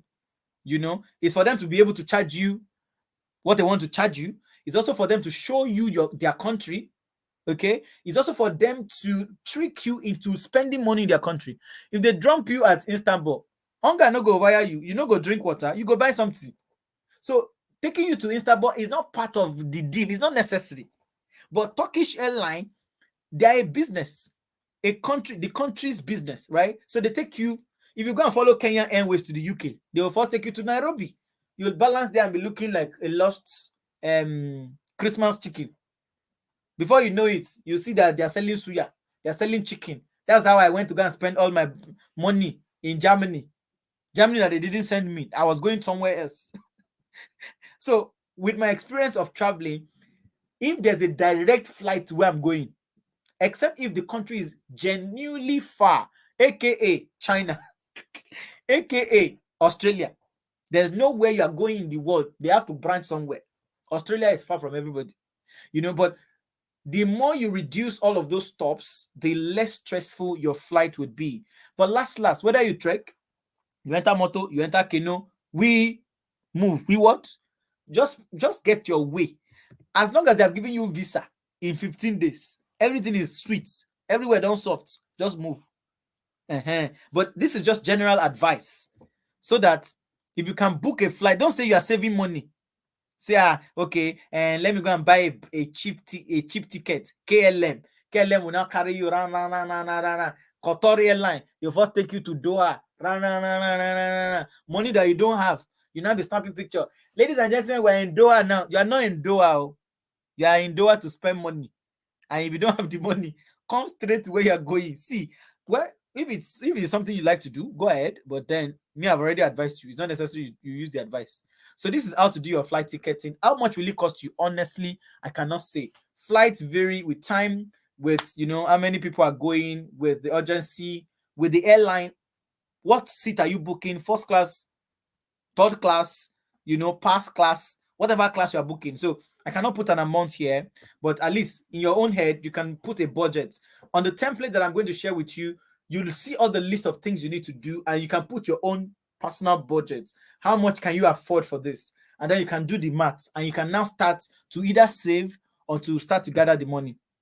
A COVID test for your departure. Before you leave Nigeria, you are required to do a COVID test. You are going to do it at an accredited, is it accredited like this? Accredited COVID testing center. No be the one where they mushroom, the ones that are genuine, because at the airport, they're going to check it. They also have a scanner code. They used to scan the QR code on the results. And usually when they scan the QR code, it should take them to when they scan the QR code, it should take them to the page, on the government website that validate your COVID test, that it is genuine. Awoni says yes, yes. What if it's the wife that is studying and get pregnant? Why study? Good. If the wife is studying and she's pregnant, last she can only do 20 hours, whether she's pregnant or not. She can still work. Pregnant women work. Pregnancy is not a disease. Amen. It is you that is the husband now that will now have to do the work. You do a lot of the work so that she clears it. And this your question inspires me to say something. This is another thing that people do. The wife comes. Are you with me? In 3 months, once she lands, she brings her husband. The husband works more. She works less. They pay her school fees. And now they are extending her stay. I'll tell you how to do that in a few moments. By the time the wife is done with her own masters, the husband applies for his own masters. Oh, somebody has left the call. Somebody has left the call. The wife has finished her own masters 2 years. The 2 years visa that they give the wife, whether the UK extends it or not, it covers both of them. So when the wife is coming, she has 2 years, she can bring her husband. The two of them are working hard, they clear her debt. Within that 2 years, once she's about to be done, the husband applies to a school, gets admission, and starts his own. His own 2 years now starts. The two of them can now use the husband's 2 years. Before you know it, you have spent up to 5 years in the UK. Before you know it, they have approved our extension. Before you know it, they have approved your extension. Before you know it, the two of you are PR.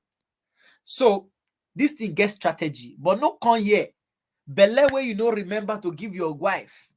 When the two of you desabongeri, you now enter UK, small breeze blow you. You now go give her belle.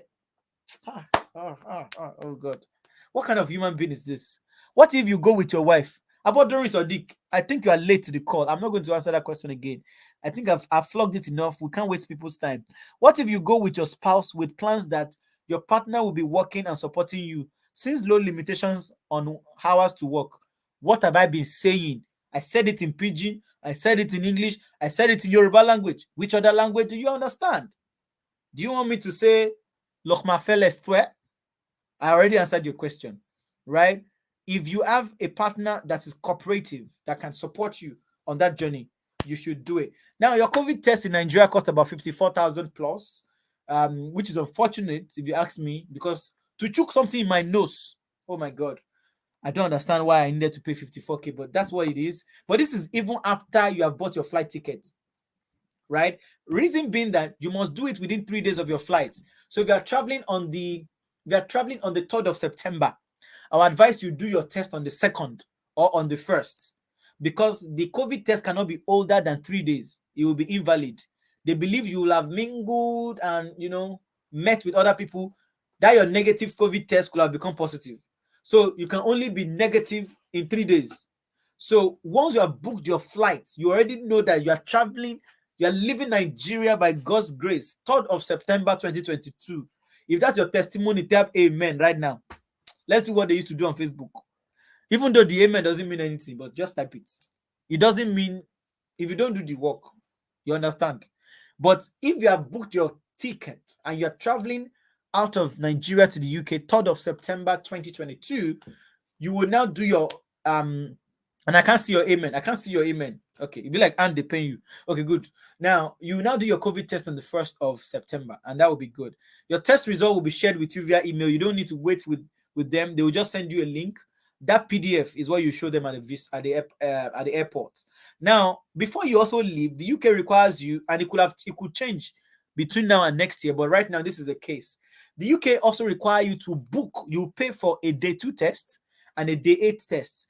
Now, this is similar to the test you took in Nigeria, only that when you arrive, there'll be like 3-5 days between when you arrived and this day 2. So you did a test on the 1st of September. You traveled on the 3rd. Let's say it's an overnight flight. You got there on the 4th of September. Your second day when you are arriving, your test kit will have arrived at the address you left. Because when you book it, you put an address. They will ship it to your address. You take it, you test yourself. Either you put it on your tongue, you put it in your nose, whatever it is. Do the test. There's a website where you go and register the number and blah blah blah. You do it on your day 8 of arrival. You do it on your day 2 of arrival. You self-isolate for 10 days. Don't go and be roaming about to within those 10 days. Stay where you are because they actually can track your phone and they actually can visit you and bounce you back. So those village people that have been trying to get you in university, they didn't get you. You started working, they didn't get you. You are applying. It is when you now reach here, they will now use self-isolation to get you. You see, it doesn't make sense. So 10 days, stay where you are. If you want to step out, you can step out of your compound, roam about. Best bet, don't go about with your phone because of GPS. Once you have landed, see, don't joke with Oyinbo. Okay, I will not say more than that. No, Allah. There are cases that I can cite, but we don't have enough time anymore. This test can cost up to £100. You can find a cheap deal that's less. You can find it earlier, but I'm giving you a general price that you can pay. So you pay this £100 too before you leave. And once you pay the £100 to you see it online. Just you see it how to book day 2, day 8 test. You see plenty websites.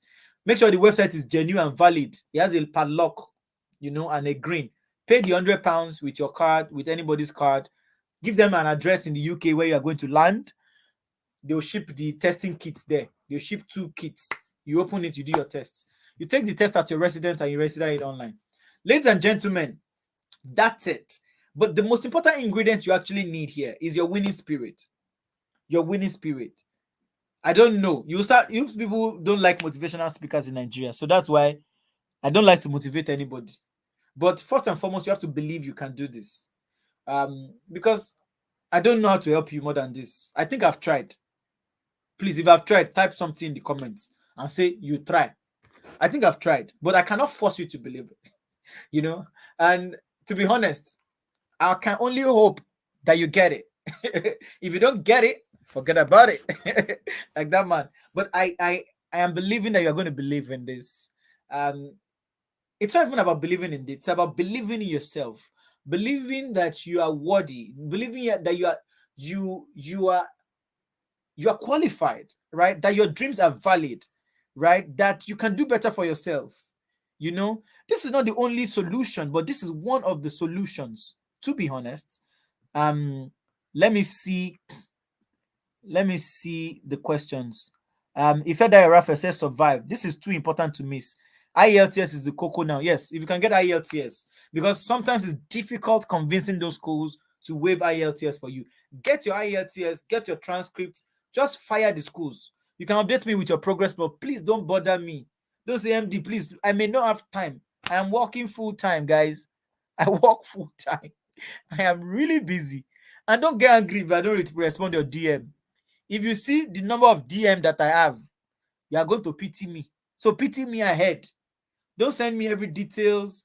Just your major milestones. Emdee, I have my cast now. You understand?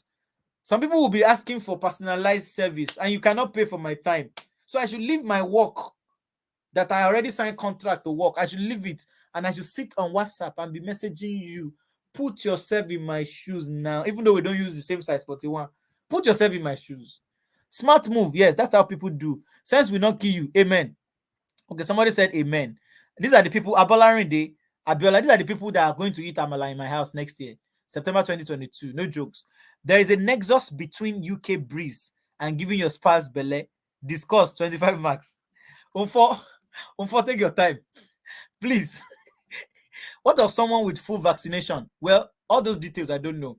But what I know is get your COVID test. You can ask at the embassy when you are ready, but it's not something you should worry about now. Things change, There was a time they didn't rate our vaccination. Sometimes they say, okay, our vaccination is good. Whatever it is, as at the time you have your flight ticket, ask around, whatever is obtainable. But don't go to the airport unprepared, okay? Because of 54K, you not get there now. They not say they don't take your full vaccination. Ask your airline, the airline you are going with, if they will take your full vaccination. Read on the gov.uk. You can go to gov.uk/coronavirus. Go to your country, Nigeria, Kenya, Ghana. See what they have said about your country. Yeah. So at that time, they are always updating their rules. They're always changing their mind. Do you get? So that's how it works. When doing the visa application, are we going to submit all the academic credentials we used to apply for admission? No. The embassy does not need anything else apart from your CAS, majorly. Even if you failed WAEC 12 times, nobody cares. If a university in the UK has agreed in their intelligence to give you a CAS, you see that CAS is gold. Confirmation of acceptance of studies. It's everything. It means you and the school have enough handshake to put their logo and their name on your letter. That's it. That's majorly all the embassy needs to see. The rest details. You say I'm tired. Well, you really tried. I tried. Thor. If you say I don't try, Thor. I don't know. Overtry is worrying you, Emdee. I shared this call with many people I know. Thank you. God bless you. For what about those that have completed their COVID vaccine? That do they still need to do the test? I think I've already answered the question. You try, boss. So let me finish my presentation. Now these are the things that you actually need. You need to believe in yourself. I'm not saying believe in me. I'm not giving you one motivational quote. Nothing concern me. I'm just telling you, if you follow this path, you'd be with us in September 2022. And if you settle in real quick, depending on the city where I am at the time, I would always be happy to invite you to continue the mentoring, to continue the relationship. Because last, we want to be friends for long. We want to do things together. We want to succeed together. There's no essence succeeding alone. Get a plan. And in this plan, I am going to be sharing a template with you because I know a lot of us are very disorganized, like me. Because I know I'm disorganized, I like to write down every single thing I want to do, especially when I'm serious about something. So I've built a template. Please don't rush me. I'll send it to you this week. That is for the 29 or 30 people that are on this call, not the people that their phone battery has died. Okay. Now, I'll send it to you this week. It's a list of everything you need to do with a cost in Naira, in pounds, and in dollars, because there's some payment that you have to make in dollars. For example, your tuberculosis test is in dollars, but they will collect Naira from you anyways. But on their websites, they put Naira and dollar value. Do you get? For most of the things you'll be doing from Nigeria, you'll be in Naira, right? So whatever it is, this template, once you are done, you can put done or just tick it. I'll give it to you. It's something that I created for myself and for you. Because I know if I don't give you this template now, you will just carry all this beautiful information and slip off and say, I even attended one session by one Emdee. One of the things that angry me, is that when people come to my speech events, home and abroad, and they go home and they didn't do anything about it. Why did I talk to you? It's like a waste of everybody's time. Your time, my time. Why did we spend 3 hours? So get a plan. But don't wait for my template though. What if I change my mind and I don't send it to you? Is it your template? Get your own plan. Based on everything you have written out in your book, write it down somewhere. You can draw a sheet on a wall. You can drop whatever on a secret book. Write down everything you need, what steps you need to take, Get a plan. Don't wait for my plan. I'm only offering to help, right? Don't go and sleep and say, if Emdee does not send me that his templates, I will not move forward. Get your own plan. But most importantly, start something. You don't have a passport right now. Begin to gather money. Passport, they say, is about 40K. How much do you have? 4K. Good. Find a place under your bed. Hide that 4K in a place where your children and your wife will not see it. Okay? So that they will not go and use it to buy gas and cook beans that nobody would like to eat.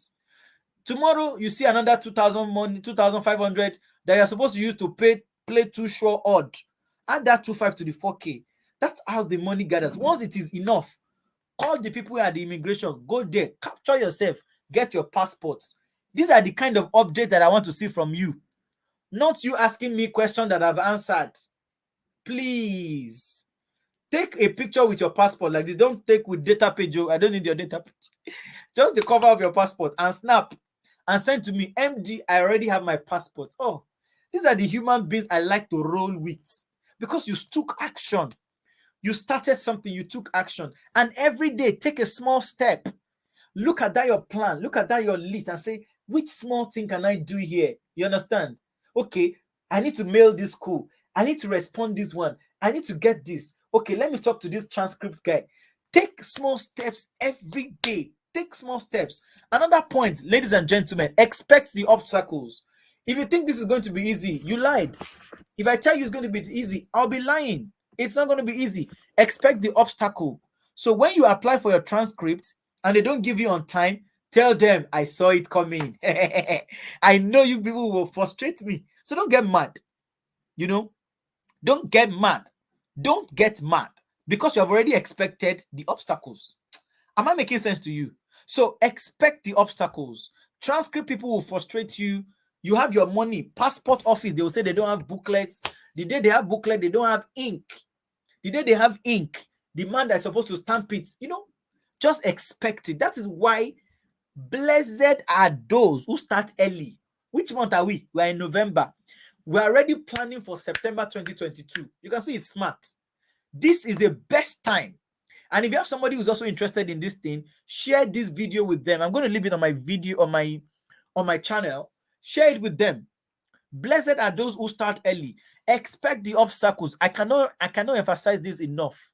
There are even some obstacles that probably I didn't even mention because your own journey is unique. Your journey is different from the other person's journey. So the obstacles you are going to meet, the school you are applying to is different from the school I'm applying to. What they're asking you is different from what they're asking me. Do you understand? So expect the obstacle. So when they come, just smile and say, obstacle, I see you. I'm going to hit you on the head.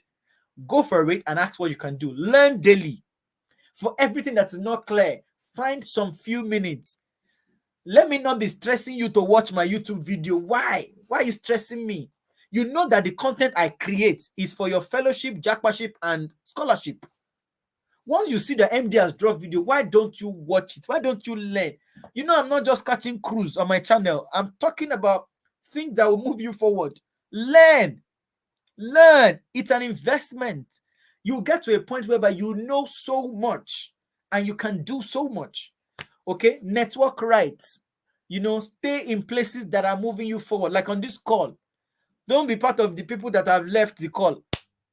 Usually what they have left to, except for people whose phones died or whatever, they have left to go and scroll Instagram. Even me, when I leave now, isn't it not what I'm going to go and do? Is it not the one I'll be checking WhatsApp? How is WhatsApp moving me forward? How? Is it not stress? Do you understand? So network rights. Spend your time with people and in places that are related to this thing you are working on. Do you understand? Now, the very last one and the second most important, don't stop until you win. My goal is for you to come to the UK by September 2022. But what if it takes you longer? Don't stop until you win. There are some things that you probably need to get. Maybe there's some issue with you and your school, and it will take you maybe the next 6 months to crack your transcript code. Yes. Don't stop until you win. Don't stop until you don't touch your leg for this UK. Don't stop. It is if you stop, everything is in vain. Like this current voice notes by Kelvin Hart, where he says that there's everything you start, finish it, right? There is nothing good about not finishing than the fact that there's nothing good about quitting than the fact that you stopped. You didn't finish something you started. Finish. If you start this, finish it. Make sure you finish it. And that's the spirit, ladies and gentlemen.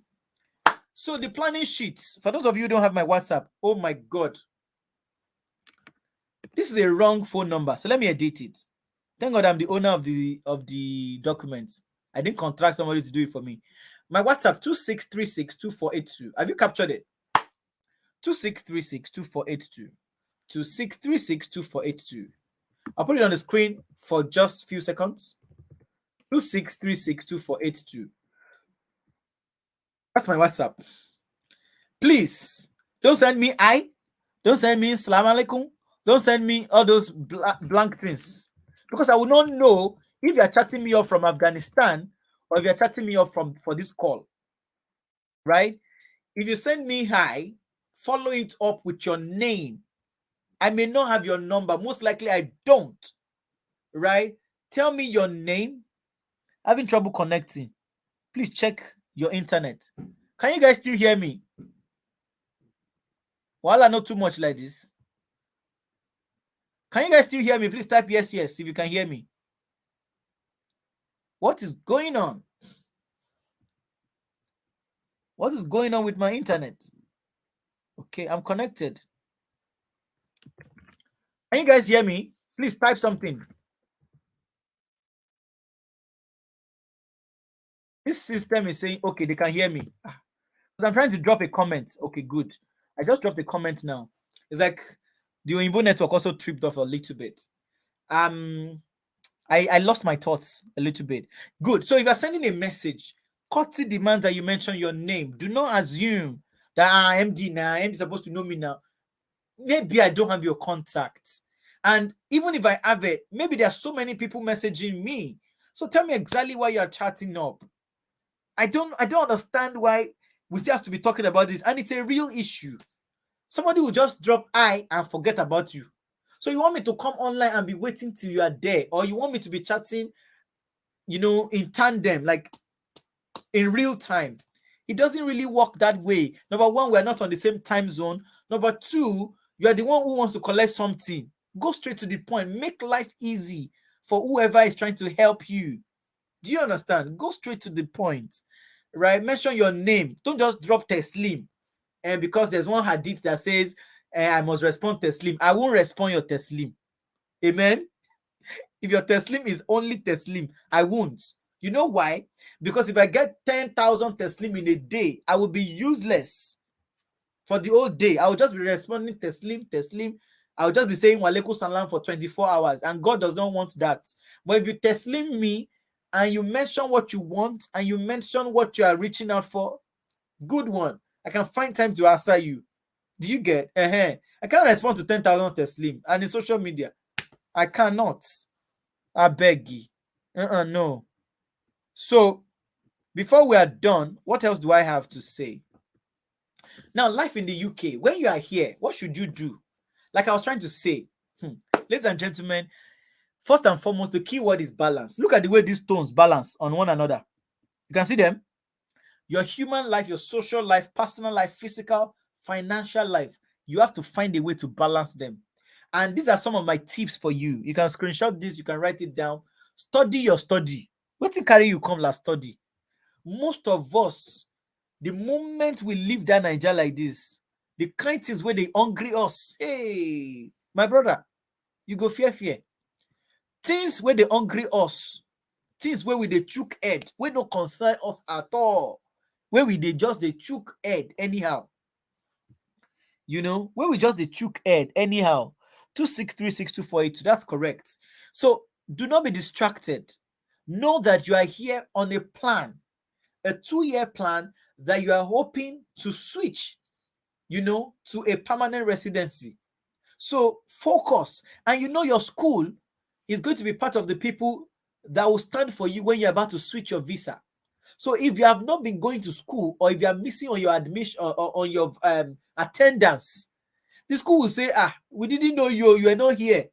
So think about that. Does it sound well? Does it sound well? It doesn't sound well. You understand? So study your study when you're studying. When everything done pure, get to work. The people who gave you 20 hours per week, they didn't give you for decoration. Don't come here and say, now waiting past your power, you want to do now. You understand? Get to work. In fact, let me break your heart a little bit. The reason why they have created this part is that they need people who would join the industries, because these our friends don't like work. But you can work. You work, you study. That's how an economy goes on. So it doesn't suit anybody if you don't work. It's not in the best interest of the system that brought you. It's not in the best interest of the debt that is lying down on your shoulder. Now, do good on your tuition balance. And what I mean by this is that even if you're not going to be able to pay it all in your 1 year, which is actually the best thing is clear it off in your first year, right? But whatever plan the school has come up with, that payment plan, don't be doing like this. Please. Don't spoil everybody's name. Because every time you misbehave and try to be smart, they don't know now. I go show them and say I be confirm Edoge. Oh God. I go show them and say I be confirm and no good boy. Hey. That's not what we're saying. You are killing the opportunity for other people that look like you. Do you understand? Do good on your debts. They have said you should be paying £600 per week per month. Keep to it. Do everything possible to be sure that that direct debit that they have set up in your account, when they need to pull the $600, I mean, the £600 is there. Monetize your skill. If you can dance, hey, you can twerk. Sorry, you can do MC. What else? You can plait ear.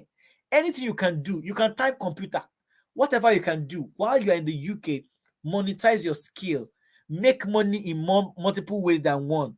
Okay, you are not limited to the. You're not limited to the. God bless you, Emdee. I appreciate you too. Let me just finish this one. Then I'll read all the prayers. Monetize your skills. If you're a good teacher, like myself, I love to teach. You can see it from the tone of my voice, from the vibe that you are getting in this call. I love to teach. Start to teach somewhere, voluntarily. Make them pay you a little bit of money. Network with potential employers. Now, listen to me. When you are done studying, the next thing is to work.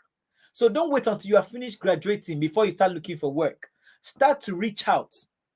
Start to show up for interviews. Most of them will bounce you out. Why? Because you are a student. And companies that are structured, they usually don't have employment contracts for students. You can do short-term work, in different places. Today is not the day for it, but you have work. But the regular kind of settle work wey get balance, where you go fit get like pension, all those long-term things, where we say you go fit dey promote, from KEDA 1, KEDA 2, they will not give it to you as a student because they know you cannot work like a regular person. But it doesn't mean you should not apply to them. Apply to them early, especially when your program is coming towards the end. You have a 1-year master's, you already done 8 months. You have 4 months to go. Start firing your CV. If you need help with your CV, when you're already in the UK, even while you're in Nigeria, please reach out. It is not free. Okay. I can help you with your CV. CV revamp is what I do very well. I try to understand you, understand where you're going, understand the market. I mix everything together in a pot, and then we help you with something that works. Network with potential employers. I mentioned that. Have a savings culture. The money that you are going to be making, don't go and be start. Hey, don't go and start be doing the things that other people are doing, because you want to show off. You want to wear pictures. You want to do some crazy things, or you want to go and pull your neck into a commitment that is not necessary, e.g., having more children. You think it's in Nigeria that you are. Please, the money you are making, apart from your debt that you are clearing, have something to the side that you are saving. And last, drive, don't drift. If you want to drip glory on Instagram and Facebook, it's fine. But make sure you have already done everything that is here. You are doing good with your school. You are working your ass off. Oh, language. Sorry about that. You shall know. You are working your butt off. You are doing good on your tuition debts. You are trying your best to upskill. As you're learning in school, you're also learning skills. You're also using your skills. You are networking. Then you can drip with glory. Not going to be dripping empty drip. There are people now, once they enter the UK from the airport, they will change their profile picture 5 times per day. It has become full-time work. Drive, don't drift. Stick to the plan. If you can get a mentor, I'm not advertising anything. I mean, there are people who pay me to speak, and to review their goals with me. If you can get a mentor to keep, if you know you are easily distracted and you need somebody to help you work on the plan, there are so many people on the internet that you can reach out to. It doesn't have to be me. You don't have to reach out to me. But anything you do, it could be your mom, it could be your dad, it could be somebody you respect, somebody that once in a month you can share with them. Like me, my own time is costly, it's expensive, but it's still affordable anyways if you want.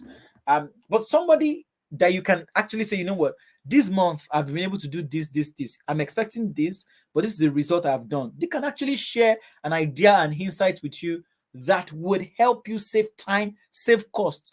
The money you don't want to spend to mentors, you spend the time that's more than that. You probably even spend more money, because 2 people's head that is correct usually is better than 1 head that is struggling in. So drive, don't drift. Extending your stay after your 2 years. I already showed you one style that people use Husband do him own, finish 2 years. Wife start him own, finish 2 years. They switch it like that before you know it. But first and foremost, you need to know that your student visa that's bringing you is not extendable. It is 2 years, it is 2 years. The only thing you can do is to switch. You can only convert that visa to a skilled worker visa. That one costs some money too. Everything in this UK costs money. And on another call is beyond is outside of our scope. We're going to have an upcoming session on how to navigate that part. But your visa that is bringing you from Nigeria is 2 years. Once it expires, it expires. But before it expires, you have to apply for a skilled worker visa. You know, now is where your school documents, the school needs to be able to tell the embassy that you have done well with your academics, you have done well, and that you have graduated. The school needs to give you a letter. You have also done well on the money you are owing them. Do you get? You cannot be owing somebody and now you are the one flanging online. Everybody now think you have arrived just because you are abroad. You have not arrived anything. Be coming down. We're going to do a session about that. But yes, you have the opportunity to convert to skilled worker. It's easier even if you get an employment. So your employer also can send you a letter. So the letter from your school, your own, application, I mean, your employer's request, everything would come together for you. And then you can get an extension. Sorry, not an extension, a conversion, from your student visa. Ladies and gentlemen, this is the point where we actually end this. You people will be tired of this. For you that have been attending this, you must be tired of this picture, anyways. But for those that are new, this is the point where we take question and answers. Even though we have tried to mix our session with the questions, that's why the session is this long. But please feel free to share this live video. Once we are done, you can begin to share it. I'll leave it on the portal. It will take some time to process. So anytime from tomorrow morning, if there's something you want to revise, you can come back to it. You can share with people you love. This was a picture of me in 2019. When I went to Oman, on the Gulf of Oman, um, for vacation. Right? Life is sweet when you see other people's countries, when you see how things are working. I think it's very interesting. We have these PTMA WhatsApp groups that you can join. You know, if it's something that you're interested in, I can also add you. So let's take a few questions. I'll go back up. Okay, after the yes to confirm, trying to see questions here. Basiru Said Bukola is saying thank you. Thank you too for joining. I don't take your time for granted. I appreciate you for joining me. Damilare Mayawa, I miss you. He says, Amin. Thank you for joining. Umfo is praying. God bless you, Emdee. We appreciate you. I appreciate you too. Thank you. You have done great. Osme to Prince. Oh, Princey, my Toastmaster friend in Kano. Thank you very much for joining me. Coach, what's your CV revamp fee? Would it be in UK format? Okay, my CV revamp fee is 7,000 naira only. So it is you that will tell me what market you are applying to, and it only covers for one. If you're applying for UK jobs, the formats and the style is different, and what the employers are paying attention to are very different. And the systems that they use here in recruiting is also very different. But if it is Nigeria jobs, we have already done that one too. Nobody say we just wake up and find ourselves here. I've been in the industry in Nigeria for several years, worked across different states, across different industries, worked with federal government, blah blah blah, and everything we sabi. So regarding that, it is you who tell me what format you want and what markets, because a CV is more like a speech. A speech is useless until you know who you're talking to, right? If I want to teach a PhD class, my energy and my countenance is going to be different from when I'm teaching 5-year-olds. So wherever you're sending the CV to is what determines what we put there, how we put it, and the format. So you tell me.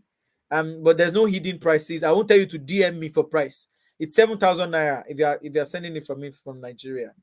And that's because it takes me time. It also takes me to understand you, right? To be able to do it for you. And I've done it for quite a lot of people. happy customers that I'm grateful for. Almost they say, is it possible for you to live separate from your family because of work? This leave is confusing me. You use leave. I don't know what you mean. Do you mean to leave Nigeria, or when you're in the UK to stay? You know, please retype your question if you can. Omoede or Sawaru. Do you mean living, living, or you mean this your leave? If you mean this your leave, yes, you can leave UK, only you, and then your family will join you. And the good thing is, Ielts, all of those things, your family members don't need to pass those tests because they are not coming under the same visa route. They are coming as a dependent. Do you understand? So as a dependent, it is easier for them. It is you who would push through, the ribbon. Once you push through the ribbon, you'll be able to invite other people. The only thing that will usually cost you is their visa fee, which I've broken down for you, and the cost of their tickets. Okay? But if you mean, can you live in a place, an address that's different from where your family lives? Why not? Depending on what's convenient for the family arrangement. Well done, Emdee. God will continue to bless you. Amen. Olutayo Damilare, I receive it. And we're actually namesakes, right? We're actually namesakes. I'm also Damilare. As a matter of fact, the D in my name is Damilare. So thank you, Olutayo, for joining me. Imagine if you now get magna cum laude from the school. Honestly, I don't know what that means. Emdee, you don't travel. Well, I did try. Ajoke says thank you. I thank you to Ajoke. On the issue of visa extension, I heard after school you are allowed to live in the UK for 2 years. No. Hey God. Yes, you are allowed, but not without an application. When your visa that brought you, let me break this down. The visa that brought you to the UK, when it expires, you have become an illegal person. If police catch you or something happens, they are going to deport you. You are not allowed to leave except your conversion is approved. Should I repeat it? This allowance that you mentioned is word on the streets. So when they say allowance, every visa has expiry date. So before it expires, a month to it, few weeks to it, you are going to apply to the Home Office and say, I don't finish waiting, una give me, make una help me convert them. And I told you cannot extend it. They cannot extend that student visa that brought you. It is only a spouse visa, for example, another kind of visas, that when you come to meet your spouse and they gave you 2.5 years or 3 years, when you are done with that 3 years, they will extend that same visa, with another 3 years, and then they keep extending it. But as a student, you are finished. If you want to do your PhD, it's a different ball game. Do you understand? But if you are going to stay back, it's a conversion. If your conversion is not approved, Mr. Oga, you are going back to Nigeria. You are not allowed. Do you understand what I now mean? You are not allowed like that, just like that. You are allowed to stay pending the approval of your conversion to skilled worker visa. Do I make myself clear? Basiru is saying yes. I'm trying to read the questions. Aboderin Sadiq. Aboderin Sadiq says, thank you for the information. God bless you, sir. Amen. God bless you too. Awoni, thanks. I thank you too. Craft, now network green leave me. Hey, Sakpa, nice one. Umfo said, best student from the school in UK. They will be more inclined to grant you an extension. Exactly. So the extension is not really an extension, guys. Please, let's not go away with wrong information. It's conversion. But last, in your mind, you are extending your stay. But really, what happens is a conversion of your visa status. If you come via this route, your visa cannot be extended. I'll repeat it for the last time. Your visa cannot be extended. Is it advisable to adhere strictly to the 20 hours a week? Abba. Ogarufo Samuel. They say something is law. They say they are giving you one permission. You are asking if it is permissible, if it's advisable. Now you know your situation. But if they catch you, which most likely they won't, but they are not out there, trying to police you. Now, let me tell you how it works. Most people, If you apply for a job in the UK, you submit your CV, they show you up for interview, they ask you for your working status. You cannot lie about it. You have to give them your visa passport or whatever that brought you. You have to give them that number, that visa thing. They will confirm it on the portal. And once they see that you're a student, most people also will not engage you for more than that. But on your own, your personal whatever, you can do it.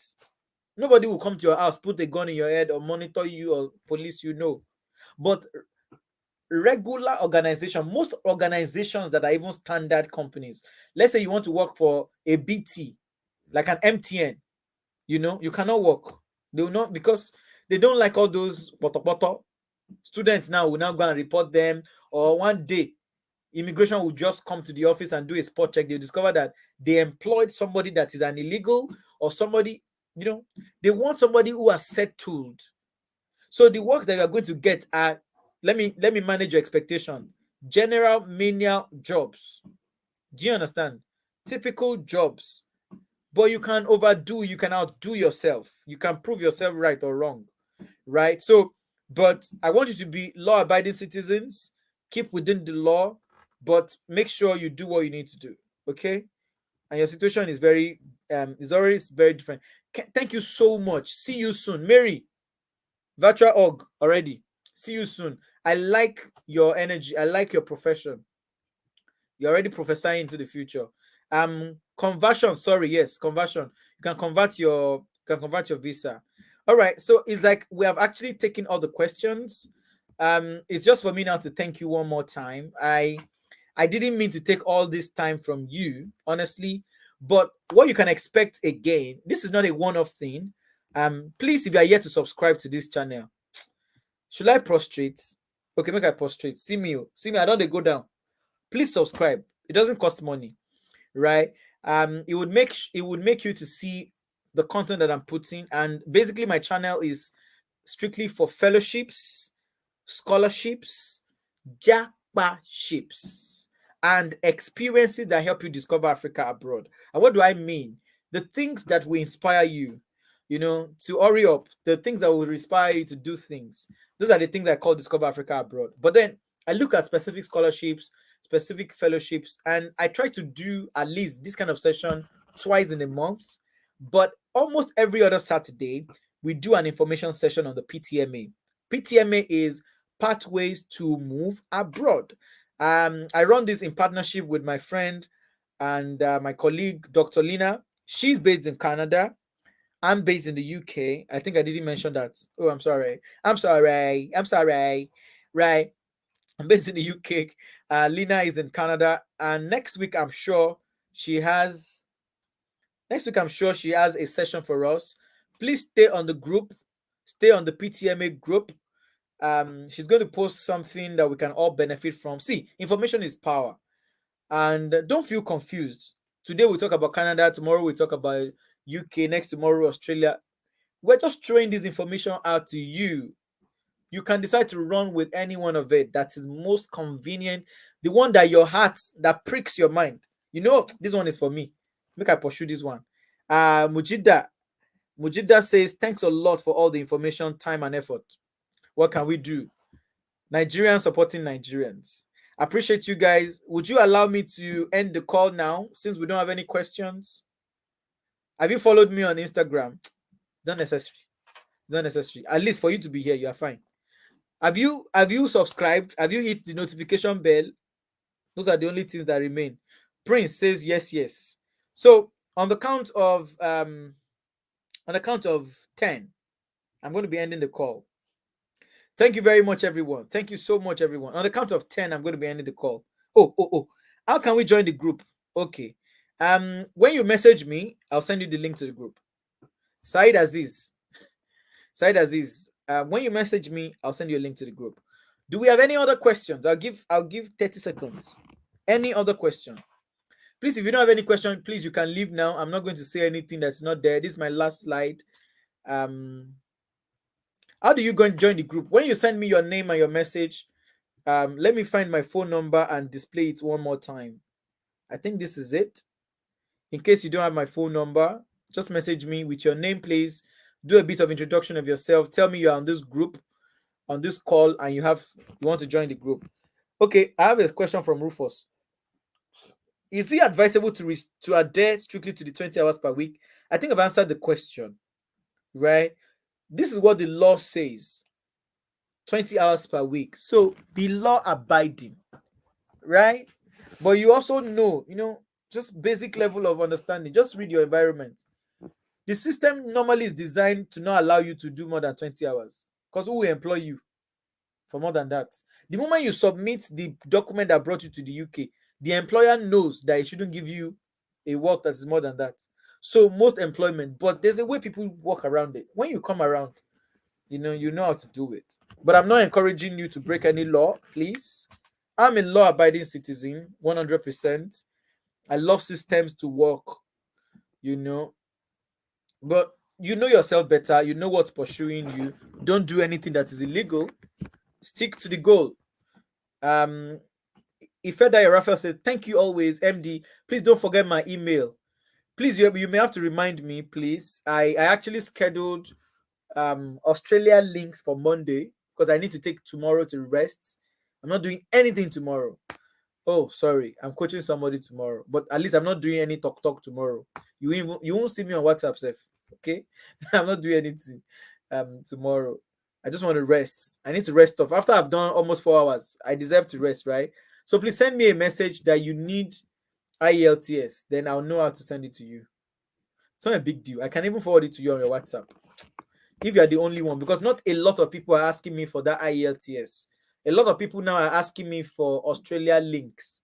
So, and I don't want to delay you waiting for other people. So, I'll just forward the document to you on your WhatsApp, okay? If further, Raphael, we'll talk on WhatsApp. I've displayed my WhatsApp message.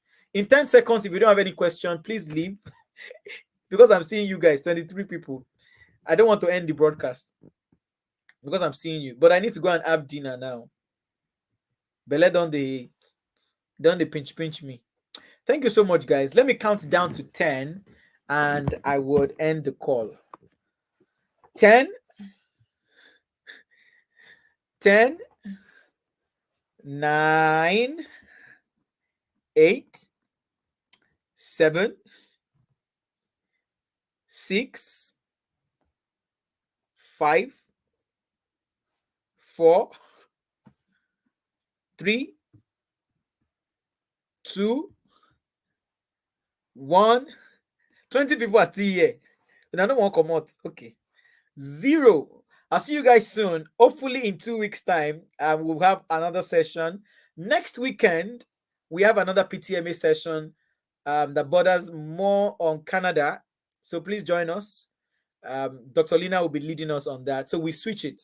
1 week for Canada, 1 week for other things, 1 week for Canada, like that. So don't miss the next session. Always find time to learn, like I said. And God bless you. Bye-bye.